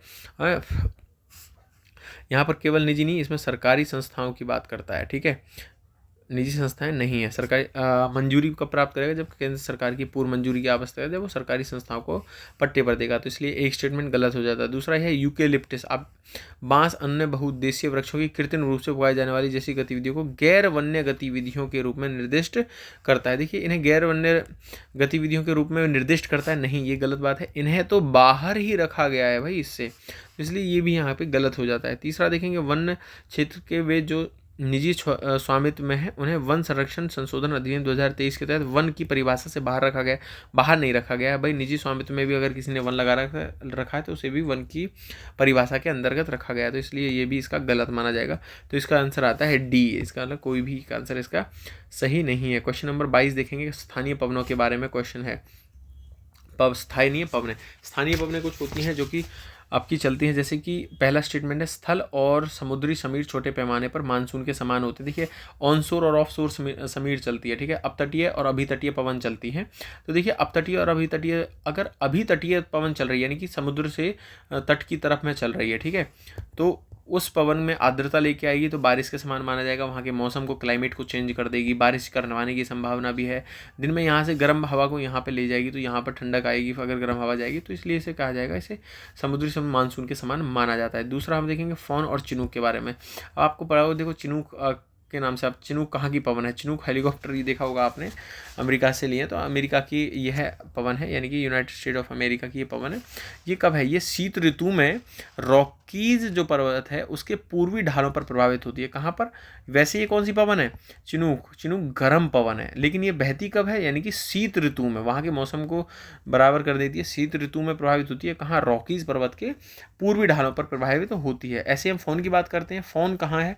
फोन जो है यह बसंत ऋतु में बहने वाली है, और उत्तरी आल्प्स क्षेत्र में। कहाँ पे? ये बसंत ऋतु में बहती है, उत्तरी आल्प्स क्षेत्र में। और कहाँ पे? स्विट्जरलैंड में, ठीक है, स्विट्जरलैंड में ये प्रभावित होती है। अब आगे हम देखेंगे तो फोन और चिनूक जो पर्वतों के पवन विमुख ढाल के समानांतर प्रवाहित होती हैं। बिल्कुल सही है, फोन और चिनूक समानांतर प्रवाहित होती हैं पवन विमुख ढाल पर, बिल्कुल सही बात है। तो आप लोगों को पवन विमुख ढाल ना पता हो तो एक बारी आप जाके देख लेना, पे गूगल कर लेना पवन विमुख ढाल क्या होता है। तीसरा है कि चिनूक पवन के परिणाम स्वरूप बर्फ पिघलती है, जिनके जानवरों को चारागाह भूमि उपलब्ध हो जाती है। बिल्कुल सही, मैंने आपको कहा ये गर्म पवन होती है, तो ठंडे क्षेत्र में यानी कि शीत ऋतु में ये बहती है, तो बिल्कुल ये बर्फ पिघलाएगी, इसलिए इसका आंसर सी सही हो जाता है। नेक्स्ट क्वेश्चन हम करेंगे, क्वेश्चन नंबर 23। पुस्तक और उनके बारे में लेखक और संगठन पूछा हुआ है। देखिए इसमें से दो तो बड़ी फेमस है। लिमिट टू ग्रोथ, यानी कि ग्रोथ पे लिमिट लगानी चाहिए, एक सीमा में उत्पादन करना चाहिए, जिससे क्लाइमेट चेंज को कम किया जा सकते, ठीक है। अवर कॉमन फ्यूचर, ये भी आपने सुना होगा, ठीक है। और जैसे आप देखेंगे लिमिट टू ग्रोथ है, लिमिट क्लब ऑफ रोम ने ये बनाई थी, मतलब प्रकाशित की थी यह पुस्तक, और कब की थी? 1972 में लिमिट टू ग्रोथ निकाला था। अवर कॉमन फ्यूचर ब्रडलैंड रिपोर्ट के नाम से जाना जाता है, जो कि 1987 में आई थी, ठीक है। तो ब्रडलैंड आयोग ने एक रिपोर्ट निकाली थी अवर कॉमन फ्यूचर के नाम से, तो वो थी 1987 की। तो इसलिए 1 और 3 तो यहाँ पर मैच नहीं होंगे, तो आप आंसर में देखिए 1 और 3 मैच नहीं होंगे, तो आंसर इसका आ जाएगा केवल 2। अब यानी कि स्मॉल इज़ ब्यूटीफुल, ये अर्थशास्त्र से रिलेटेड है, यानी कि जो छोटी चीज़ें हैं वो बहुत सुंदर होती हैं। यानी कि ये बुक जो है E.F. सुमाकर ने लिखी थी। तो अर्थशास्त्र E.F. सुमाकर ने क्या कहा था कि कह रहे थे कि भाई छोटी चीज़ों को यूज़ करो, स्मॉल इज़ ब्यूटीफुल, जैसे कि पर्यावरण पर मतलब पर्यावरण सतत उपयोग पर ध्यान दिया जाए, ठीक है। नेक्स्ट क्वेश्चन हम देखेंगे, क्वेश्चन नंबर 24। हाँ, हाल ही में रामसर कन्वेंशन के तहत 5 आर्द्रभूमियों को अंतर्राष्ट्रीय महत्व की आर्द्रभूमि में वैश्विक सूची में शामिल किया गया है। देखिए जो कि इंटरनेशनल लेवल की वेटलैंड्स होती हैं उनको रामसर कन्वेंशन में ऐड कर दिया जाता है। रामसर कन्वेंशन की हम बात करते हैं तो 1971 में रामसर कन्वेंशन स्टार्ट हुआ था। और क्यों किया जाता है? देखिए यहाँ पर क्या है, कुछ अंतर्राष्ट्रीय महत्व की जो आर्द्रभूमि होती है, आर्द्रभूमि होती क्या है? देखिए ये फिल्टर करके ज़मीन के मतलब में फिल्टर करके ज़मीन भूमजल को रिचार्ज करती है, और इससे जो क्या कहते हैं कि पानी जो है भूमजल ग्राउंड वाटर रिचार्ज होता रहता है और हमारी साइकिल को कंप्लीट करती रहती है। और ये बहुत इंपॉर्टेंट होती हैं। यहाँ पर वेटलैंड्स में पक्षी आते हैं, बायोडाइवर्सिटी बहुत ज़्यादा मिलेगी आपको यहाँ, ठीक है। तो ऐसे चीज़ें होती हैं। अब इसमें 5 चीज़ें हैं, 5 आर्द्रभूमियाँ हैं जिनको किया गया। अब देखिए मैं आपको पहले 5 आर्द्रभूमियाँ बता देता हूँ। 5 आर्द्रभूमियाँ हैं जैसे कि नंजारायण बर्ड सेंचुरी है, ये बर्ड सेंचुरी को सी से मैं आपको बता रहा हूँ। और दूसरा है काजूवेली बर्ड सेंचुरी है ये भी। और तीसरी जो है आपकी वब्बा रिजर्वायर, ठीक है, वब्बा रिजर्वायर है। अब ये कहाँ है वब्बा रिजर्वायर जो है, ठीक है, ये जो है नंजारायण बर्ड और काजूवेली दोनों तमिलनाडु के अंदर में है। और जो ये तीसरी है वब्बा, ये मध्य प्रदेश में है। उसके बाद चौथी हम जाएंगे जो है कराईवेती जो है बर्ड सेंचुरी है, ये भी 2023 में की थी, जबकि ऊपर वाली जो है ये 2024 में की गई हैं। कराईवेती जो है 2023 में की गई थी, ये आपकी तमिलनाडु में है। और मगधी मगधी आपकी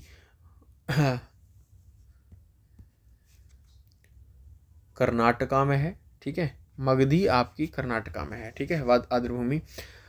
अब हम देखें, मैंने आपको बता दिया नंजारायन बर्ड सेंचुरी, काजू वैली है, और फिर बब्बर रिजर्वायर हो गया, कराईवेती हो गया और मगधी हो गया, ठीक है। अब बात करते हैं हम इनके बारे में। अब क्वेश्चन को करने की कोशिश करेंगे। तो यह कर्नाटक में अवस्थित इस आर्द्रभूमि को निर्माण पश्चिम की ओर प्रवाहित होने वाली अघानासी नदी और अरब सागर के संगम पर किया गया। देखिए अंतर्राष्ट्रीय महत्व की, हाँ, रामसर कन्वेंशन, बिल्कुल ठीक है, ये कर्नाटक में अवस्थित है। इस और किस नदी के उसमें ये पूछा हुआ है, इसकी विशेषता बताइए इन आर्द्रभूमियों की, ठीक है। तो अघनासी नदी और अरब सागर के संगम पर स्थित है। दूसरा है, इसे स्थानीय रूप से गजनी चावल के खेतों के रूप में माना जाता है, ठीक है। देखिए जहाँ पर वेटलैंड है, लगभग कम से कम 7 दिन के लिए पानी खड़ा हो, ठीक है। और कुछ जगह ऐसी होती हैं जैसे कि लो टाइड से 6 मीटर की गहराई तक के जो क्षेत्र होता है समुद्र के तट पर, उसे भी वेटलैंड माना जाता है। अब हम देखेंगे गजनी चावल के खेतों में उगाया जाता है। यह धान के खेतों में पारंपरिक मछली पालन के लिए भी लोकप्रिय है। देखिए मछली पालन भी धान के खेतों में किया जाता है। तो इसमें पूछा हुआ नहीं होगा कौन सा रामसर स्थल का सर्वोत्तम वर्णन है। देखिए अब यहाँ से आप कर सकते थे, इसमें हिंट दे ही रखी थी, अघनासी नदी, तो इसका बी आंसर बिल्कुल सही होगा। मैंने आपको यहाँ पर आपको वेटलैंड्स भी बता दी कौन कौन सी हैं। मैं अगेन रिपीट करता हूँ, Nanjarayan bird sanctuary, Kazhuveli bird sanctuary, बब्बा रिजर्वायर, कराईवेती, मगधी, ठीक है। अब हमारे पास भारत में जो है टोटल इनलैंड में कितने वेटलैंड है, लगभग 43.4% है, और कोस्टल पे हमारी जो है 24.3, ये क्या से ये प्राकृतिक हैं, ठीक है। अब हम यहाँ पर कुछ एक चीज़ और देख लेते हैं, जैसे कि कुछ इंपॉर्टेंट फैक्ट हैं। भारत में टोटल कितनी वेटलैंड है, अभी टोटल हमारे पास 85 है। टोटल एरिया हम कितना रखते हैं, हम पूरे विश्व का 4.63% एरिया है हमारे पास। 152,600 स्क्वायर फीट एरिया हमारे पास वेटलैंड का है, ठीक है। अब हम यहाँ पर एक इन्फॉर्मेशन, कग्गा जो चावल है, कग्गा चावल जो है ये है लवण सहिष्णु है, ठीक है, लवण सहिष्णु है, और इसे पारंपरिक कृषि द्वारा किया जाता है, पारंपरिक कृषि द्वारा उगाया जाता है, ठीक है। अब नेक्स्ट क्वेश्चन देखेंगे हम। क्वेश्चन नंबर 25 है। क्वेश्चन नंबर 25 में प्रधानमंत्री ने SASEC कॉरिडोर कनेक्टिविटी के एक भाग के रूप में असम में कई परियोजनाओं की आधारशिला रखे। इस संदर्भ में निम्नलिखित कथनों पर विचार कीजिए। देखिए कुछ फैक्ट जानने की कोशिश करते हैं हम यहाँ पे इस बारे में। तो SASEC कॉरिडोर क्या है, तो SASEC कॉरिडोर क्या है, इसमें क्या है कि आपका जो दक्षिण एशिया है, इसका जो एक मैं आपको बताता हूँ। दक्षिण एशिया उप क्षेत्रीय आर्थिक सहयोग है, यह 2001 में शुरू हुआ था, जिसमें कि क्या हुआ था 2001 में दक्षिण एशिया विकास चतुर्भुज था। कौन था, दक्षिण एशिया विकास चतुर्भुज, ठीक है, SAGQ, इसकी अनुरोध पर यह शुरू किया गया था।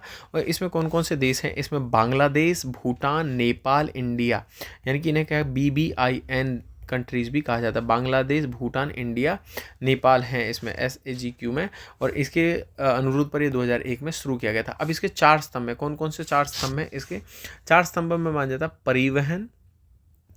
परिवहन क्षेत्र के लिए रणनीति होनी चाहिए इसमें, और दूसरे पे आ जाता है, मैं आपको बताऊंगा व्यापारिक सुगमता, ऊर्जा क्षेत्र की ये बात करता है, आर्थिक गलियारे की ये बात करता है, ठीक है। अब इसके जो सदस्य हैं SASEC के, अब इसके सदस्य हैं जो वो हैं बांग्लादेश, भूटान, भारत, नेपाल, श्रीलंका, म्यांमार, मालदीव। देखिए बाकी जितने भी सभी देश हैं जो कंट्री सार्क में हैं, ठीक है, सार्क देश हैं वो सभी इसमें हैं, लेकिन सार्क में एक देश नहीं है, म्यांमार को छोड़कर बाकी सभी कंट्री सार्क के भी सही। अब आप इसको याद करिए, देखिए सार्क में जो है वो सभी देश यहाँ पे, प्लस में आपको म्यांमार ऐड कर देना है, इससे आपको याद हो जाएगा। अब देखिए हम बात करते हैं, स्टेटमेंट पढ़ेंगे अब कैसे अब मैंने आपको इसका बैकग्राउंड बता दिया। इसके 4 स्तंभ में परिवहन क्षेत्र की रणनीति बनाने के लिए, व्यापारिक सुगमता बनाने के लिए, यानी कि जो आपके व्यापार है उसे ईजी करने के लिए, और ऊर्जा क्षेत्र की रणनीति बनाने के लिए, और आर्थिक गलियारा बनाने के लिए। देखिए, सुरक्षा और अवैध प्रवासन पर अंकुश लगाना एसएससी के मुख्य फोकस क्षेत्रों में से एक है। तो बिल्कुल गलत हो जाता है भाई, इसमें अंकुश को मतलब नहीं है। देखिए, इसमें एसएससी के सभी सदस्य सार्क के सदस्य, मैंने कहा म्यांमार उसका सदस्य नहीं है, तो इसका 2, ये भी गलत हो जाता है। इसका आंसर आएगा डी, यानी कि कथन 1 और 2 दोनों सही नहीं है। क्वेश्चन नंबर हम 26 देखेंगे। भारत में सैरोगेसी के नियमों के बारे में बात करते हैं। तो देखिए, सैरोगेसी क्या है कि ये मेडिकली अनफिट जो होते हैं माँ बाप, वो किसी एक दूसरी क्या नाम है, महिला या पुरुष की सहायता से, महिला की सहायता से अपना बेबी ले सकते हैं। लेकिन इसमें एक मैंडेटरी है कि जो भी इच्छुक दंपत्ति है, यानी कि इच्छुक दंपत्ति में आपका ये इच्छुक दंपत्ति में यानी कि मेल फीमेल जो दोनों हैं, या फिर कुछ महिलाएं ऐसी होंगी जो तलाकशुदा होंगी लेकिन विवाहित होनी चाहिए, तलाकशुदा हो या फिर विधवा हो, वो भी सैरोगेट मतलब सैरोगेसी की जो फैसिलिटी है उसका लाभ उठा सकती है। अब इसमें क्या होगा, लेकिन एक ज़रूरी चीज़ है कि जो है अपने, यानी कि मेल है तो उसे अपने मतलब फीमेल है सॉरी, उसको अपने अंडाणु अवश्य देने होंगे, यानी कि दोनों में से एक को अपने आपको उसमें ऐड करना होगा। ठीक है, जैसे भारत में सैरोगेसी नियम, अभी अब तक ये कहाँ से होती थी, सैरोगेसी नियम एक्ट आया था 2021 में, इसे अमेंड किया, संशोधित किया 2024 में। ठीक है, अब हम बात करेंगे 2000 जैसे 25 से 35 वर्ष की आयु की अविवाहित महिला परोपकारी सैरोगेसी के उद्देश्य से सैरोगेट माँ बन सकती है। अविवाहित महिला की बात कर रहा है। देखिए, यहाँ पर विवाहित महिला बन सकती है। कौन सी? विवाहित महिला, यानी कि चाहे वो तलाकशुदा हो या विधवा हो, यानी कि विवाहित महिला होनी चाहिए। तो इसलिए ये वाला स्टेटमेंट यहाँ पे गलत हो जाता है। सैरोगेसी से जन्मे बच्चे को सैरोगेट माँ का जैविक बच्चा माना जाता है। सैरोगेट माँ का इसे जैविक बच्चा नहीं माना जाएगा, इसे जैविक बच्चा माना जाएगा इच्छुक दंपत्ति जो है, इच्छुक का जो भी जो इच्छुक व्यक्ति है उसका इसे जैविक बच्चा माना जाता है। तो यहाँ ये भी गलत हो जाता है, ये स्टेटमेंट इसका डी, मतलब सॉरी आंसर इसका आएगा डी। 1 और 2 दोनों सही नहीं है। लेकिन एक चीज़ और ध्यान देने की है, जो कि विवाहित ये यहाँ पर है सैरोगेट माँ बनेगी, वो सिर्फ एक बार ही बन सकती है, ये नहीं है कि बार बार वो ये फैसिलिटी दे। ठीक है,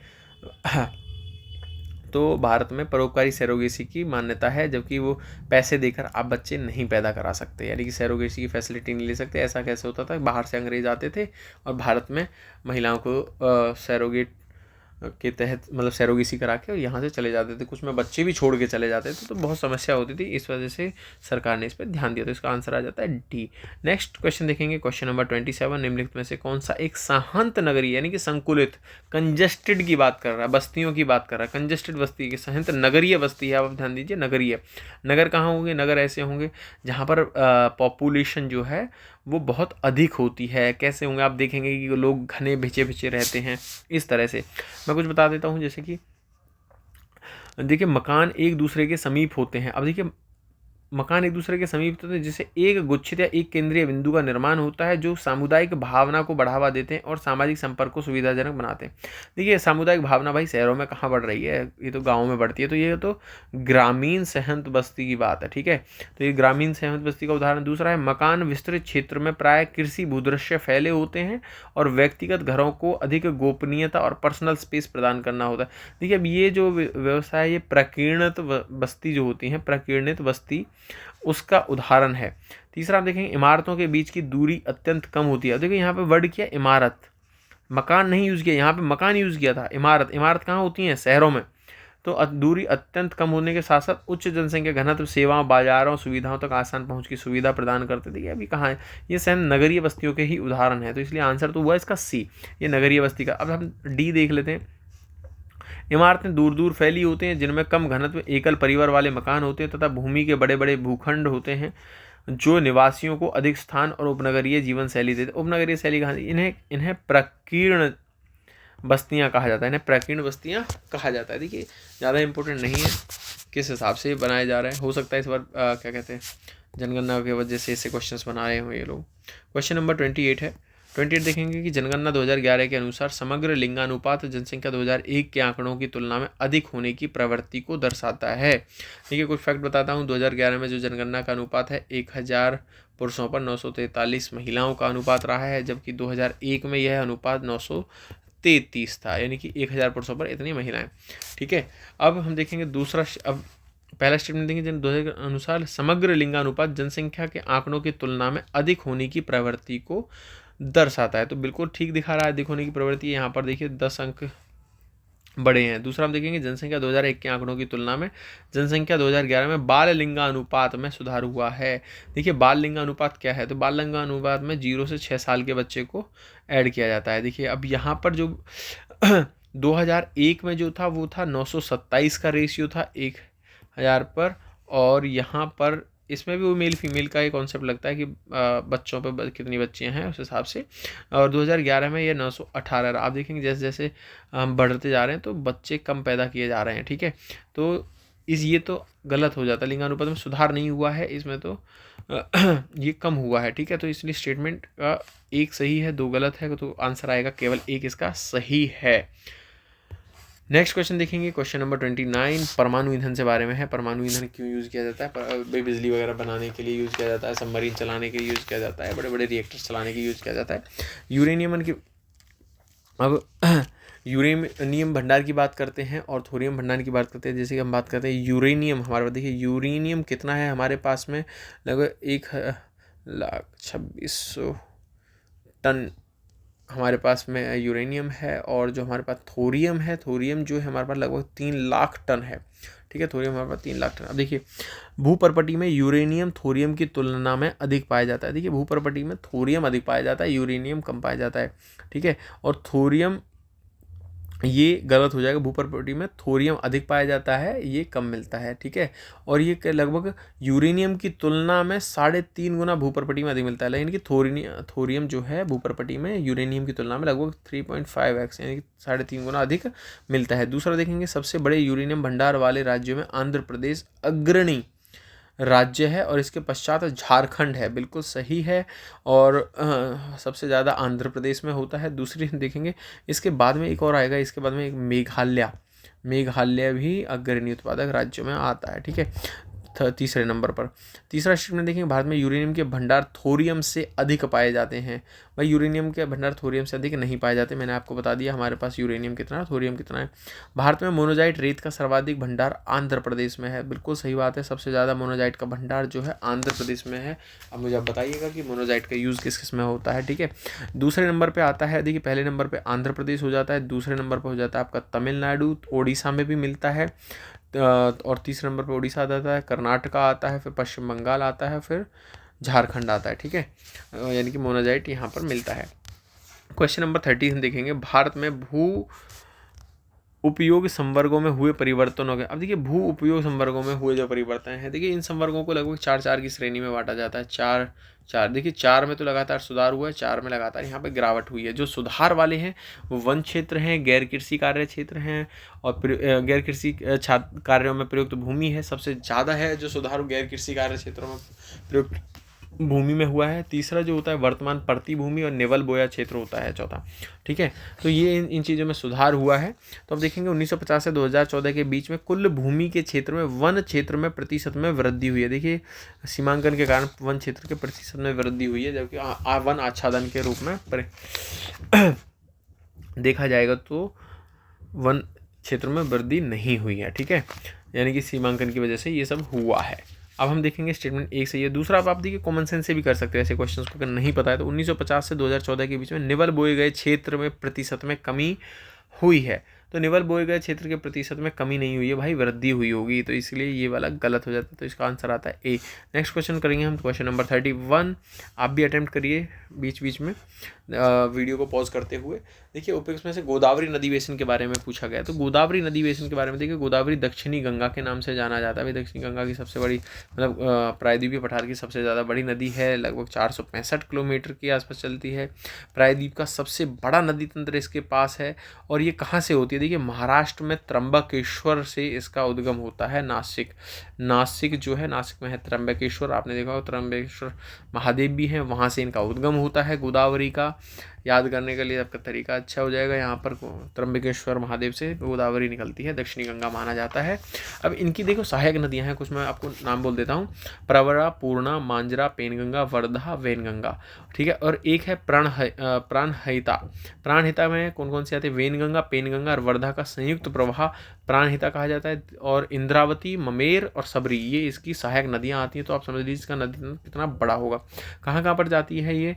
मध्य प्रदेश, छत्तीसगढ़, कर्नाटका, उड़ीसा और पुडुचेरी, और उसके बाद में ये महाराष्ट्र और तेलंगाना और आंध्र प्रदेश, इन सब में राज्यों में बहती है। तो इसलिए इसका आंसर आएगा डी, ये इन सब राज्यों से होकर बहती है। तो इसमें इन सब का जो है नदी बेसिन आता है। क्वेश्चन नंबर 32 देखेंगे। भारत में रेलवे देखिए 1853 में सबसे पहले 34 किलोमीटर की बॉम्बे से थाने के बीच में रेल चलाई गई थी। तो भारत में बहुत बड़ा रेलवे तंत्र है। तो लगभग 67,956 किलोमीटर की रेलवे लाइन हमारे यहाँ पर चल रही हैं। ठीक है, अब हम देखेंगे कि भारत को 16 मंडलों में बांटा गया है। कैसे? टोटल जो है 16 मंडल हैं, उन्हें मंडलों में विभाजित किया गया है। कौन कौन सा है? तो देखेंगे कि नॉर्थ सेंट्रल है, नॉर्थ सेंट्रल नहीं, जो दिल्ली आपका आता है नदर्न में आता है। ठीक है, नदर्न में दिल्ली आता है, ना कि नॉर्थ सेंट्रल में नहीं आता है। नॉर्थ सेंट्रल में क्या आता है? नॉर्थ सेंट्रल में आता है इलाहाबाद, इलाहाबाद आपका आता है नॉर्थ सेंट्रल में। तो इसलिए एक युग में इसका गलत हो गया, तो सभी तीन नहीं होगा। दूसरा है south central, south central Secunderabad. देखिए साउथ सेंट्रल में सिकंदराबाद आता है। ईस्टर्न सेंट्रल में कोलकाता नहीं आता है, कोलकाता आता है ईस्टर्न में, कोलकाता आता है, यानी कि वहाँ पे हेडक्वार्टर कोलकाता में ईस्टर्न रेलवे का है, ईस्टर्न सेंट्रल में नहीं आता है। ठीक है, तो इसलिए ये यहाँ पर गलत हो गया। ठीक है, और जबकि ईस्टर्न सेंट्रल कहाँ पे आएगा? सॉरी, ईस्टर्न सेंट्रल आएगा आपका हाजीपुर में। ठीक है, हाजीपुर में ईस्टर्न सेंट्रल का मुख्यालय है। तो इसलिए इसका एक सही है, बी साउथ सेंट्रल सिकंदराबाद। तो इसका आंसर होगा एक, केवल एक सही होगा।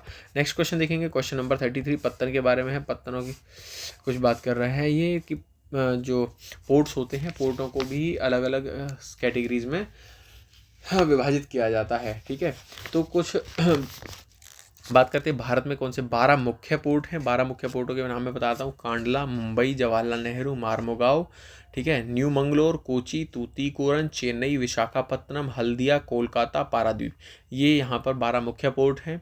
और पोर्ट में क्या होता है, अब यहाँ पर जैसे port of call, port of call कौन से होते हैं? विश्राम पोर्ट होते हैं।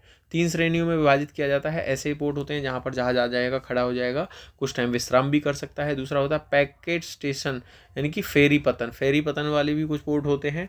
इसके एग्जाम्पल्स में मैं आपको बताऊंगा। तीसरा होता है आंथ्रोपो, ये क्या? स्टोरेज पोर्ट होते हैं। कैसे? स्टोरेज पोर्ट होते हैं। अब इनके एग्जाम्पल जैसे कि पैकेट स्टेशन है, यानी कि फेरी पतन जो है, जैसे कि इंग्लैंड में है डोवर, डोवर वहाँ पे इंग्लैंड में है। और आंथ्रोपो यानी कि जो है जैसे सिंगापुर में, सिंगापुर एशिया का है। और रोटरडेम, रोटरडेम और कोपेनहेगन, कोपेनहेगन जो है आंथ्रोपो पतन के उदाहरण हैं आपके।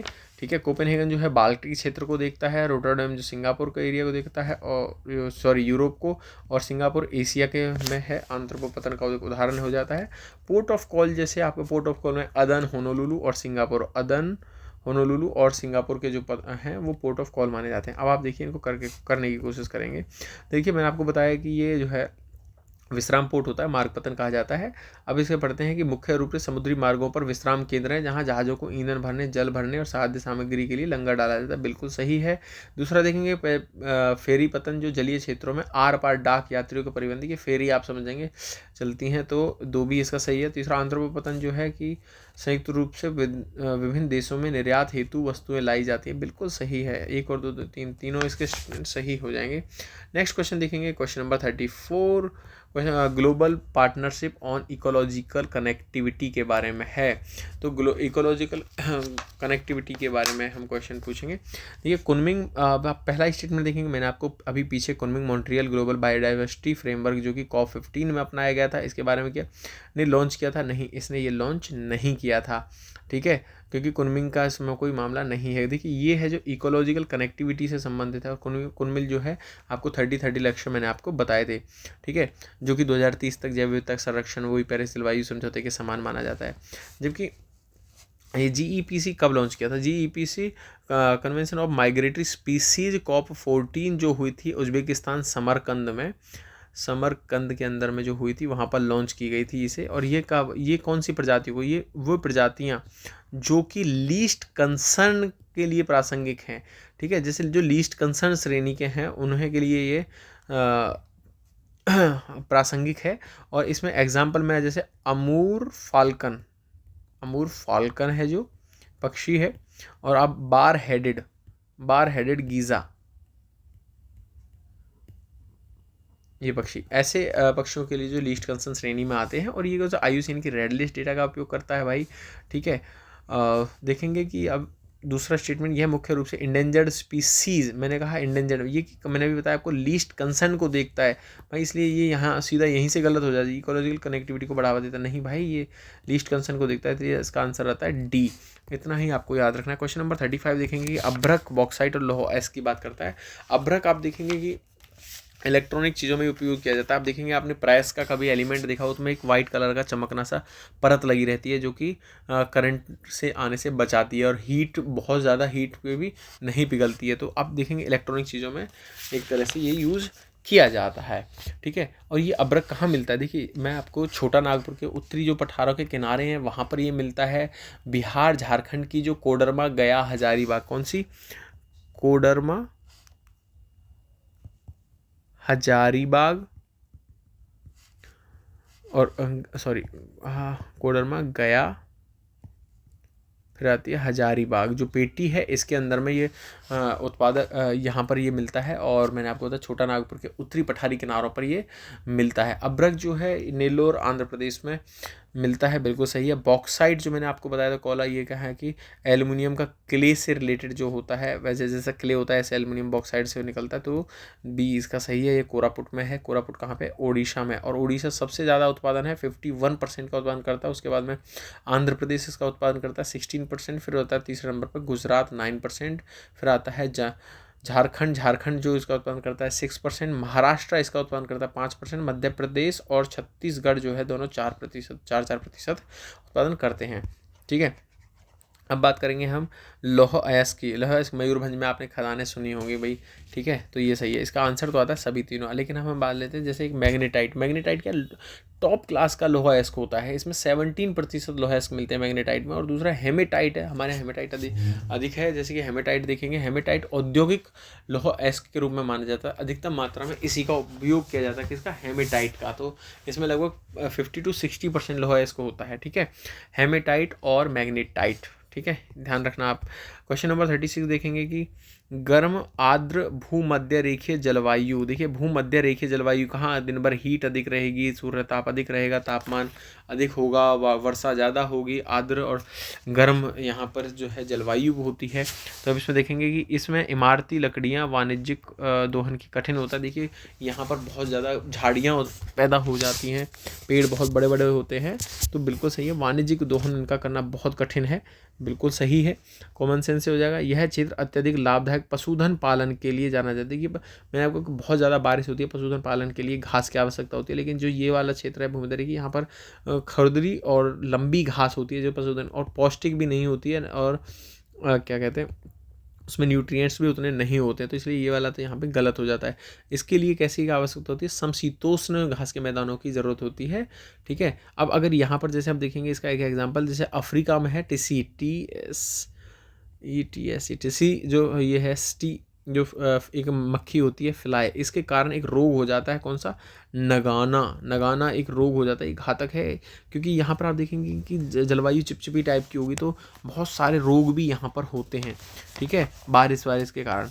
तो इसलिए स्टेटमेंट के हिसाब से आंसर बनता है इसका ए, केवल एक सही है। क्वेश्चन नंबर 36 हुआ। क्वेश्चन नंबर 37 भी देख लेते हैं। सतत विकास की अवधारणा पर विमर्श करते प्रेरित करने वाली पुस्तक द पॉपुलेशन बम के लेखक निम्नलिखित में से कौन है। तो पॉपुलेशन बम के लेखक हैं पॉल एलरिच इसके लेखक हैं। आंसर हुआ इसका डी। नेक्स्ट क्वेश्चन देखेंगे, क्वेश्चन नंबर 38। मानव बस्तियों में क्रॉस आकार का प्रतिरूप, मैंने पीछे भी समझाया था क्रॉस आकार का प्रतिरूप कैसा होता है भैया, ऐसा होता है, यहाँ पर आसपास में क्रॉस आकार है, बाजार होता है, बहुत पब्लिक आ जाती है पर, ठीक है। अब हम इसे कॉमन सेंस से भी करेंगे। देखिए समुद्र के निकट तटीय क्षेत्रों में क्रॉस आकार नहीं बन सकता, पहाड़ी क्षेत्रों में नहीं बन सकता, प्रमुख सड़कों के प्रतिक्षेत्रण के बिंदु पर बिल्कुल सही है। देखिए अब यहाँ देखिए बिना किसी परिवहन के, यार क्रॉस आकार प्रतिरूप बिना किसी परिवहन के कैसे बन जाएगा, तो ये गलत है। तो इसका आंसर आ जाता है सी, 38 का हो जाएगा आपका सी।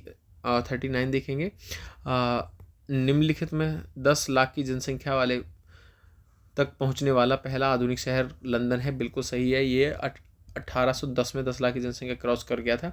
मैंने इस टाइप का कोई यही लंदन जो मैंने यहाँ पे एक्सप्लेन किया वो मैंने पिछले जो टेस्ट 3 है उसमें भी एक्सप्लेन किया हुआ है, ठीक है। और नेक्स्ट देखेंगे, वर्तमान में विश्व स्तर पर 10 लाख से अधिक आबादी वाले शहरों की कुल संख्या 100 से अधिक है। बिल्कुल सही है। अब देखिए कितना कॉमन से, 10 लाख से आबादी वाले कितने, क्या पूरी दुनिया में 100 से अधिक शहर नहीं होंगे, लगभग 400 प्लस शहर हैं यार अभी, ठीक है। और इनमें से 60 शहर तो ऐसे हैं जिनकी एक की आबादी 50 लाख से अधिक है, तो ये भी इसका सही है। तो एक और दो दोनों सही हो जाते हैं। क्वेश्चन नंबर 39 हो गया। 40 देखते हैं, गुल, खादिन और जोहड़ में क्या समानता है। अब देखिए आपको गुल और खादिन ना पता हो तो जोहड़ क्या होता है। जोहड़ आपने देखा पानी का तालाब होता है, ठीक है। देखिए अब पहला ही देखिए हम देखेंगे कतरन दहन फसल पद्धति, देखिए तो स्थानांतरित कृषि का उदाहरण होता है। चिकित्सा की पारंपरिक प्रणाली नहीं है। जनजातीय समुदाय का बुआई उत्सव बिल्कुल भी नहीं है।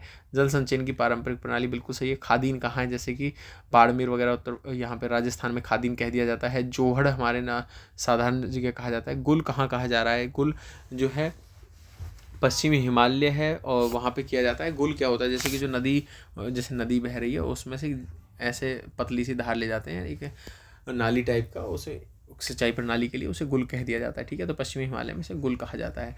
अब देखेंगे इसका आंसर हो जाएगा ए, जल संचयन प्रणाली से संबंधित हुआ। क्वेश्चन नंबर हम 41 देखेंगे, लोकप्रिय मोटे अनाज ज्वार के बारे में। तो ज्वार के बारे में क्वेश्चन पूछा, देश भर में ज्वार का सर्वाधिक उत्पादन महाराष्ट्र में है, होता है, बिल्कुल सही है। महाराष्ट्र में लगभग इसका 37.88% उत्पादन होता है एग्रीकल्चर मिनिस्ट्री के हिसाब से। ज्वार कैसा है, ज्वार एक तो अर्ध शुष्क क्षेत्र में उगाने वाली फसल है, ठीक है। तो अर्ध शुष्क क्षेत्र में उगाया जाता है।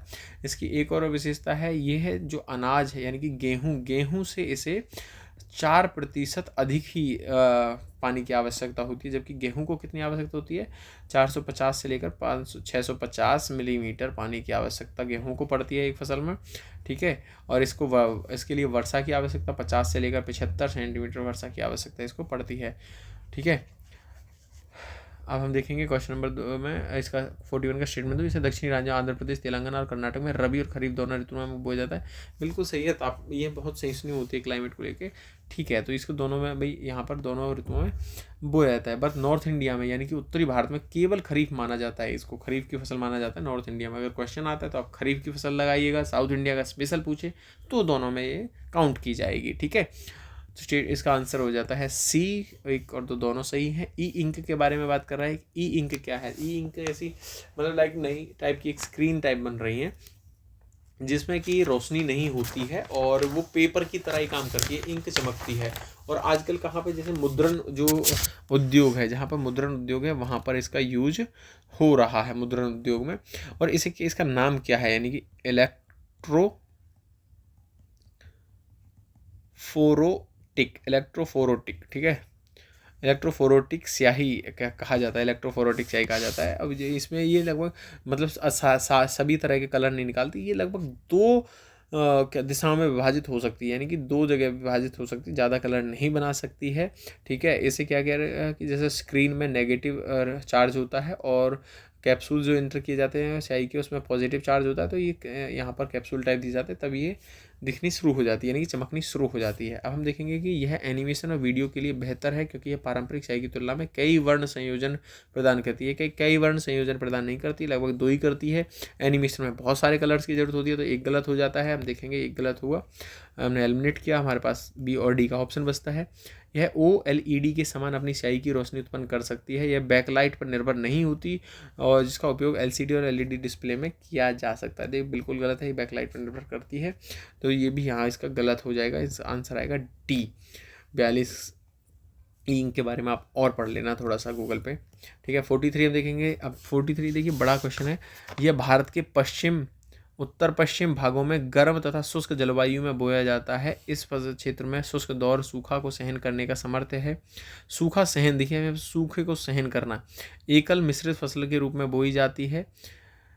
ये फसल देश के कुल बोए गए क्षेत्रफल का लगभग 5.2% भाग में बोई जाती है। इस फसल के प्रमुख उत्पादक राज्य महाराष्ट्र और गुजरात है। अब आप महाराष्ट्र और गुजरात में देख लीजिए कौन सी फसल बोई जाती है। ज्वार की बात ये कर नहीं रहा, अभी मैंने आपको ऊपर क्वेश्चन करवाया है। मक्का यहाँ की बोई नहीं जाती है। रागी की बात नहीं कर रहा है, ये बात कर रहा है बाजरे की। तो बाजरा जो है, बाजरा देखोगे आप कम पानी में भी पैदा हो जाता है। क्वेश्चन नंबर 44 हम देखेंगे। हाँ, ध्रुव पर अक्षांश की 1 डिग्री रैखिक दूरी भूमध्य रेखा की तुलना में थोड़ी अधिक लंबी होती है। देखिए पृथ्वी का आकार ऐसा है, तो पृथ्वी का ऐसा इस तरह का आकार, तो यहाँ पर 0 डिग्री की बात कर रहा है, अभी अक्षांशों की दूरी की बात कर रहा है। तो अभी जो दूरियाँ होती हैं डिग्री यानी कि कोण में नापी जाती है। अब आप देखिए जैसे जैसे यहाँ कोण बढ़ते जाएंगे तो उस हिसाब से ही दूरियों में डिफरेंस आना शुरू हो जाएगा। जैसे जैसे यहाँ पहुँचेंगे तो दूरी थोड़ी लंबी होती चली जाएगी, ठीक है। अब वो यही कह रहा है रैखिक दूरी भूमध्य रेखा की तुलना में थोड़ी अधिक लंबी होती है। वैसे तो जो औसत लगाया जाता है लगभग 111 किलोमीटर वाला लगाया जाता है, लेकिन यहाँ पर ये दूरी बढ़ जाती है। तो ये तो कथन सही है। दूसरा देखेंगे पृथ्वी ध्रुवों पर थोड़ी सपाट है और भूमध्य रेखा पर थोड़ी उभरी हुई है। बिल्कुल सही कह रहा है, ध्रुवों पर थोड़ी सपाट टाइप है, पृथ्वी उभरी हुई है। इसी का कारण है कि जो ये दूरी है जो बढ़ती चली जाती है, मैंने आपको बताया, क्योंकि कौन डिग्री जो है वो कौन में मापी जाती है, इस वजह से। तो कथन 1 और 2 दोनों सही हैं। कथन 2 1 की व्याख्या करता है। क्वेश्चन नंबर हम देखेंगे नेक्स्ट 45, आप भी अटेम्प्ट करिए। उपयुक्त में से कितने सूचकांकों का उपयोग भारत में उद्योगों के संकुल की पहचान करने के लिए, जहाँ पर उद्योग ज़्यादा हो जाते हैं उसके संकुल की पहचान करने के लिए कितनी चीज़ों को यूज़ किया जाता है। देखिए औद्योगिक क्षेत्रों को 3 श्रेणियों में विभाजित किया जाता है। मैं 3 श्रेणियाँ आपको बता देता हूँ। 3 श्रेणी, अब 3 श्रेणियों में जो है प्रमुख औद्योगिक क्षेत्र जो आएंगे, प्रमुख औद्योगिक क्षेत्र यहाँ पर देखेंगे कि लगभग 1.5 लाख जो है न्यूनतम मजदूर हो। दूसरा होगा कि लघु उद्योग आएंगे, लघु औद्योगिक क्षेत्र। और तीसरा जो होगा आपका औद्योगिक जिले होते हैं, ठीक है। तो जो लघु है इसमें लगभग 25,000 श्रमिकों की बात करता है और 25,000 से कम की बात करता है औद्योगिक जिले, ठीक है। तो इन 3 श्रेणियों में वहाँ पर विभाजित किया गया। अब हम देखेंगे, देखिए औद्योगिक इकाई लघु संकुलों, उद्योग संकुलों की पहचान की बात कर रहा है क्वेश्चन। देखिए औद्योग इकाइयों की संख्या कितनी है, श्रमिकों की संख्या क्या, क्योंकि श्रमिकों के आधार पर बांटा हुआ। उद्देश्यों के लिए, औद्योगिक उद्देश्यों के लिए उपयोग की जाने वाली विद्युत की मात्रा, बिल्कुल सही है। कुल औद्योगिक उत्पादन कितना है, जितने अधिक उद्योग होंगे उतना अधिक उत्पादन होगा, और जितने अधिक उद्योग होंगे उतनी अधिक विद्युत की खपत होगी। मूल्य वर्धित विनिर्माण वहीं ज़्यादा होगा। तो इसलिए सभी 5 ऐसे सूचकांक हैं जो प्रयोग में लिए जाते हैं। क्वेश्चन नंबर हम 46 देखेंगे। निम्नलिखित में से भारतीय भाषा परिवारों को देसी भाषा बोलने वालों की संख्या के आधार पर घटते क्रम में व्यवस्थित की। देखिए भारत में 4 भाषा परिवार हैं, इंडो आर्यन, द्रविड़, औशिक, चीनी, तिब्बती, ठीक है। तो इनको कैसे कैसे बोला जाता है, देखिए इंडो आर्यन है। अब इंडो आर्यन सबसे ज़्यादा बोली जाने वाली भाषा है। मैं इसका फैक्ट बताता हूँ आपको, 73% इसको इंडो आर्यन भाषा बोलते हैं। द्रविड़ जो बोलते हैं वो लगभग 20% लोग बोलते हैं। ऑस्ट्रिक जो है 1.38% और चीनी तिब्बती जो है 0.85% बोले जाती है। अब हम इसके बारे में देखेंगे लगभग कहाँ कहाँ बोली जाती है। जैसे कि हम इंडो की यानी कि भारतीय यूरोपीय यानी कि आर्य की भाषा कर लेते हैं। पहली का इंडो आर्यन यानी कि इसे भारतीय और यूरोपीय यानी कि भारोपीय भाषा भी कह दिया जाता है। ये कहाँ कहाँ बोली जाती है, वैसे इस शाखा को देखो, इसकी शाखा जो है ये है दर्दी, भारतीय आर्य और ईरानी में बोला जाता है। भारत से बाहर जम्मू कश्मीर, लद्दाख, पंजाब, हिमाचल प्रदेश, उत्तर प्रदेश, राजस्थान, हरियाणा, मध्य प्रदेश, बिहार, उड़ीसा, पश्चिम बंगाल, असम, गुजरात, महाराष्ट्र, गोवा, इन क्षेत्रों में ये वाली भाषा बोली जाती है इंडो आर्यन। द्रविड़ कहाँ बोली जाती है, अब द्रविड़ आप देखोगे, द्रविड़ में भी 3 हैं इनकी जो है द्रविड़, दक्षिण द्रविड़, मध्य द्रविड़, उत्तर द्रविड़। जो दक्षिणी द्रविड़ है वो तमिलनाडु, कर्नाटका, केरला में बोली जाती है। मध्य द्रविड़ आंध्र प्रदेश, मध्य प्रदेश, उड़ीसा, महाराष्ट्र में बोली जाती है। उत्तर द्रविड़ आपकी बिहार, उड़ीसा, पश्चिम बंगाल और मध्य प्रदेश में बोली जाती है। उसके बाद आ जाती है आपकी ऑस्ट्रिक यानी कि ऑस्ट्रिक भाषा आ जाती है, जो कि मुंडा मौन खमेर से वर्ग से संबंधित है। ये मेघालय, निकोबार द्वीप समूह, पश्चिम बंगाल, बिहार, उड़ीसा, मध्य प्रदेश, महाराष्ट्र में और भारत के बाहर भी बोली जा रही है। और बहुत कंफ्यूजिंग क्वेश्चन है भाई ये। और जो बाकी बस्ती है चीनी तिब्बती की जो बात है, ये तिब्बती म्यांमारी भाषा संबंधित है। ये जम्मू कश्मीर, हिमाचल, सिक्किम, अरुणाचल प्रदेश, असम, नागालैंड, मणिपुर, मिजोरम, त्रिपुरा बोली जाती है। देखेंगे कुल मिला के इसका आंसर आता है भाई 1 2 3 4। आप इस डेटा को याद रख लो, बस इसी से ही आपका क्वेश्चन हो जाएगा, ठीक है। बाकी कोई ना कोई भाषा कहीं ना कहीं तो बोली जाती है, ये हमारे देश में इतना बड़ा है। जैसे कच्चे तेल के बारे में बात करेंगे तो कच्चे तेल से संबंधित कुछ बातें हैं कि कच्चा तेल क्या को भी पहले कहाँ से माना, टर्सरी युग है। टर्सरी युग में जो कि पेड़ पौधे, जीवाश्म आदि दब गए थे, ताप और दाब के घनत्व के कारण वो फॉसिल फ्यूल्स में बदल गए यानी कि तेल में बदल गए। तो वो उसको हम अब निष्कासित कर रहे हैं ज़मीन से, निष्कर्षण कर रहे हैं, निष्कासित नहीं। अब हम बात करें जैसे सोर क्रूड ऑयल होता है, एक सोर होता है, एक होता है स्वीट। देखिए सोर जो होता है इसमें जो है सल्फ़र जो होता है उसकी मात्रा बहुत अधिक होती है। अब देखिए आप एक चीज़ लगाइए जिसमें सल्फ़र की मात्रा अधिक होगी, उसे निकालना भी बहुत कठिन कार्य होगा, ठीक है। और उससे बनाने वाली जो चीज़ें होंगी वो भी थोड़ी सी हार्ड टाइप होंगी, ठीक है। जैसे बात करेंगे सोर क्रूड ऑयल में सल्फर अशुद्धियाँ उच्च मात्रा में होती हैं, बिल्कुल सही है। इसका निष्कर्षण आसान होता है, देखिए इसका निष्कर्षण आसान नहीं होता है, इसलिए स्टेटमेंट तो आपका गलत हो जाएगा। आगे भी बढ़ लेते हैं। तथा इसे दक्षतापूर्वक उच्च गुणवत्ता वाली गैसोलीन प्राप्त की जाती है, देखिए गैसोलीन इसे प्राप्त नहीं की जाएगी, ठीक है। इसके निष्कर्षण से भाई आसान नहीं है, एक तो हार्ड है, दूसरा इसमें सल्फर की मात्रा ज़्यादा है, तो सोर क्रूड ऑयल में सल्फर की मात्रा ज़्यादा होती है, लेकिन इसका निष्कर्षण आसान नहीं है, तो स्टेटमेंट ये गलत हो जाता है। स्वीट क्रूड ऑयल है, इसमें स्वीट इसके नाम से ही पता चलेगा, इसमें सल्फर की कम मात्रा होती है, और स्वीट जो है इससे गैसोलीन बनाया जाता है।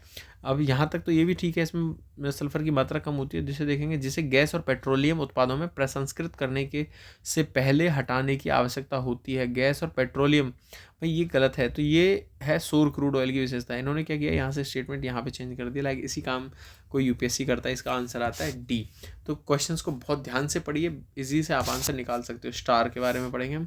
स्टार क्या, स्टार मीट्रिक, जिसका उपयोग प्रजातियों में विलुप्त होने के जोखिमों और खतरों का पता लगाने के लिए किया जाता है, निम्नलिखित संगठनों में किससे संबंधित है। अब आप देखेंगे कि लास्ट टाइम भी शायद यूपीएससी में इसी टाइप का क्वेश्चन था, ठीक है।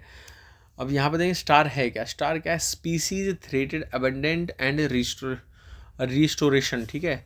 Species threatened abundant and restoration है स्टार। अब ये है कहाँ, ये IUCN के द्वारा चलाया जाने वाला प्रोग्राम है, सिंपल है। IUCN की जो रेड लिस्ट है उसका यूज़ करता है, और इसे 2021 से पहली बार स्थलीय क्षेत्रों में यूज़ किया गया था। स्टार को स्थलीय क्षेत्रों में पहली बार यूज़ किया था स्टार को। नेक्स्ट क्वेश्चन देखेंगे, क्वेश्चन नंबर कृषि गतिविधियों में मिल्पा और लदांग। देखिए मैंने आपको पिछली बार भी बताया था, अब आप मुझे ये बताइए, क्वेश्चन नंबर 20 मैंने यहाँ पे आपको एक्सप्लेन करके बताया था, मिल्पा कहाँ कहा जाता है, लदांग कहाँ कहा जाता है। तो देखिए ये आदिकालीन निर्वाह कृषि से संबंधित है। क्वेश्चन नंबर 20 का एक्सप्लेनेशन यहाँ पर देख लीजिए। लास्ट क्वेश्चन है आज की वीडियो का। ये लास्ट क्वेश्चन सॉल्व करने से पहले मैं आपको बता देता हूँ, आपको अगर कोई भी हेल्प चाहिए होती है तो वीडियो को कमेंट करिए। इस वीडियो के में अगर आपको कोई गलती नज़र आती है तो प्लीज़ मुझे कमेंट बॉक्स में बताइए। अगर इसमें कुछ सुधार करना है तो वो भी आप कमेंट बॉक्स में बताइए। बाकी आपको मेरे टेलीग्राम चैनल का लिंक डिस्क्रिप्शन में वीडियो के में मिल जाएगा। बाकी सभी लोग जो भी है विज़न के जो पहला दूसरा तीसरा टेस्ट है वो भी आप अगर देखना चाहते हो तो आप मेरे यूट्यूब चैनल का सीधा प्लेलिस्ट वाले सेक्शन में जाइए, वहाँ पर विज़न के टेस्ट की प्लेलिस्ट बनी होगी, तो प्लीज़ आप लोग सभी वहाँ पे वो देखिएगा, ठीक है। क्वेश्चन नंबर 50 हम सॉल्व करते हैं। पूर्वी और दक्षिण एशिया और पूर्वी अफ्रीका उच्च जनसंख्या घनत्व प्रदर्शित करते हैं। देखिए बिल्कुल सही स्टेटमेंट है भाई, यहाँ पर इस जगह पूर्वी दक्षिणी एशिया पूर्वी अफ्रीका उच्च जनसंख्या घनत्व प्रदर्शित करते हैं, सही है। जनसंख्या का संकेंद्रण, देखो कॉमन सेंस का क्वेश्चन है। उत्तर जीविता संसाधन की उपलब्धता आर्थिक अवसरों के लिए अनुकूल दशाओं वाले क्षेत्रों में होता है। इसमें गुच्छित या सहंत बस्तियों का निर्माण होता है जो आकार में और घनत्व में भिन्न भिन्न होती हैं, सही है। कॉमन सेंस वाला क्वेश्चन है भाई। एक और दो भाई, जनसंख्या तो वहीं बसेगी ना जहाँ पर बाजार भीड़ ज़्यादा होगी, ठीक है। और थैंक यू, ये वीडियो का पार्ट 1 था। आप लोगों के धैर्य को धन्यवाद है। अभी पार्ट 2 आएगा, अभी पार्ट 2 जहाँ तक है मैं 1-2 दिन में अपलोड कर दूंगा चैनल पे, आप लोग देखिएगा। नेक्स्ट क्वेश्चन नंबर 51 से वहाँ किए जाएंगे, ठीक है। तो आप इस वीडियो को शेयर कीजिए, लाइक कीजिए, सब्सक्राइब कीजिए मेरे चैनल को। बाकी अपने दोस्तों में ज़रूर ये वीडियोज़ का लिंक भेजिए जिससे उनको भी हेल्प मिले। बहुत बहुत धन्यवाद।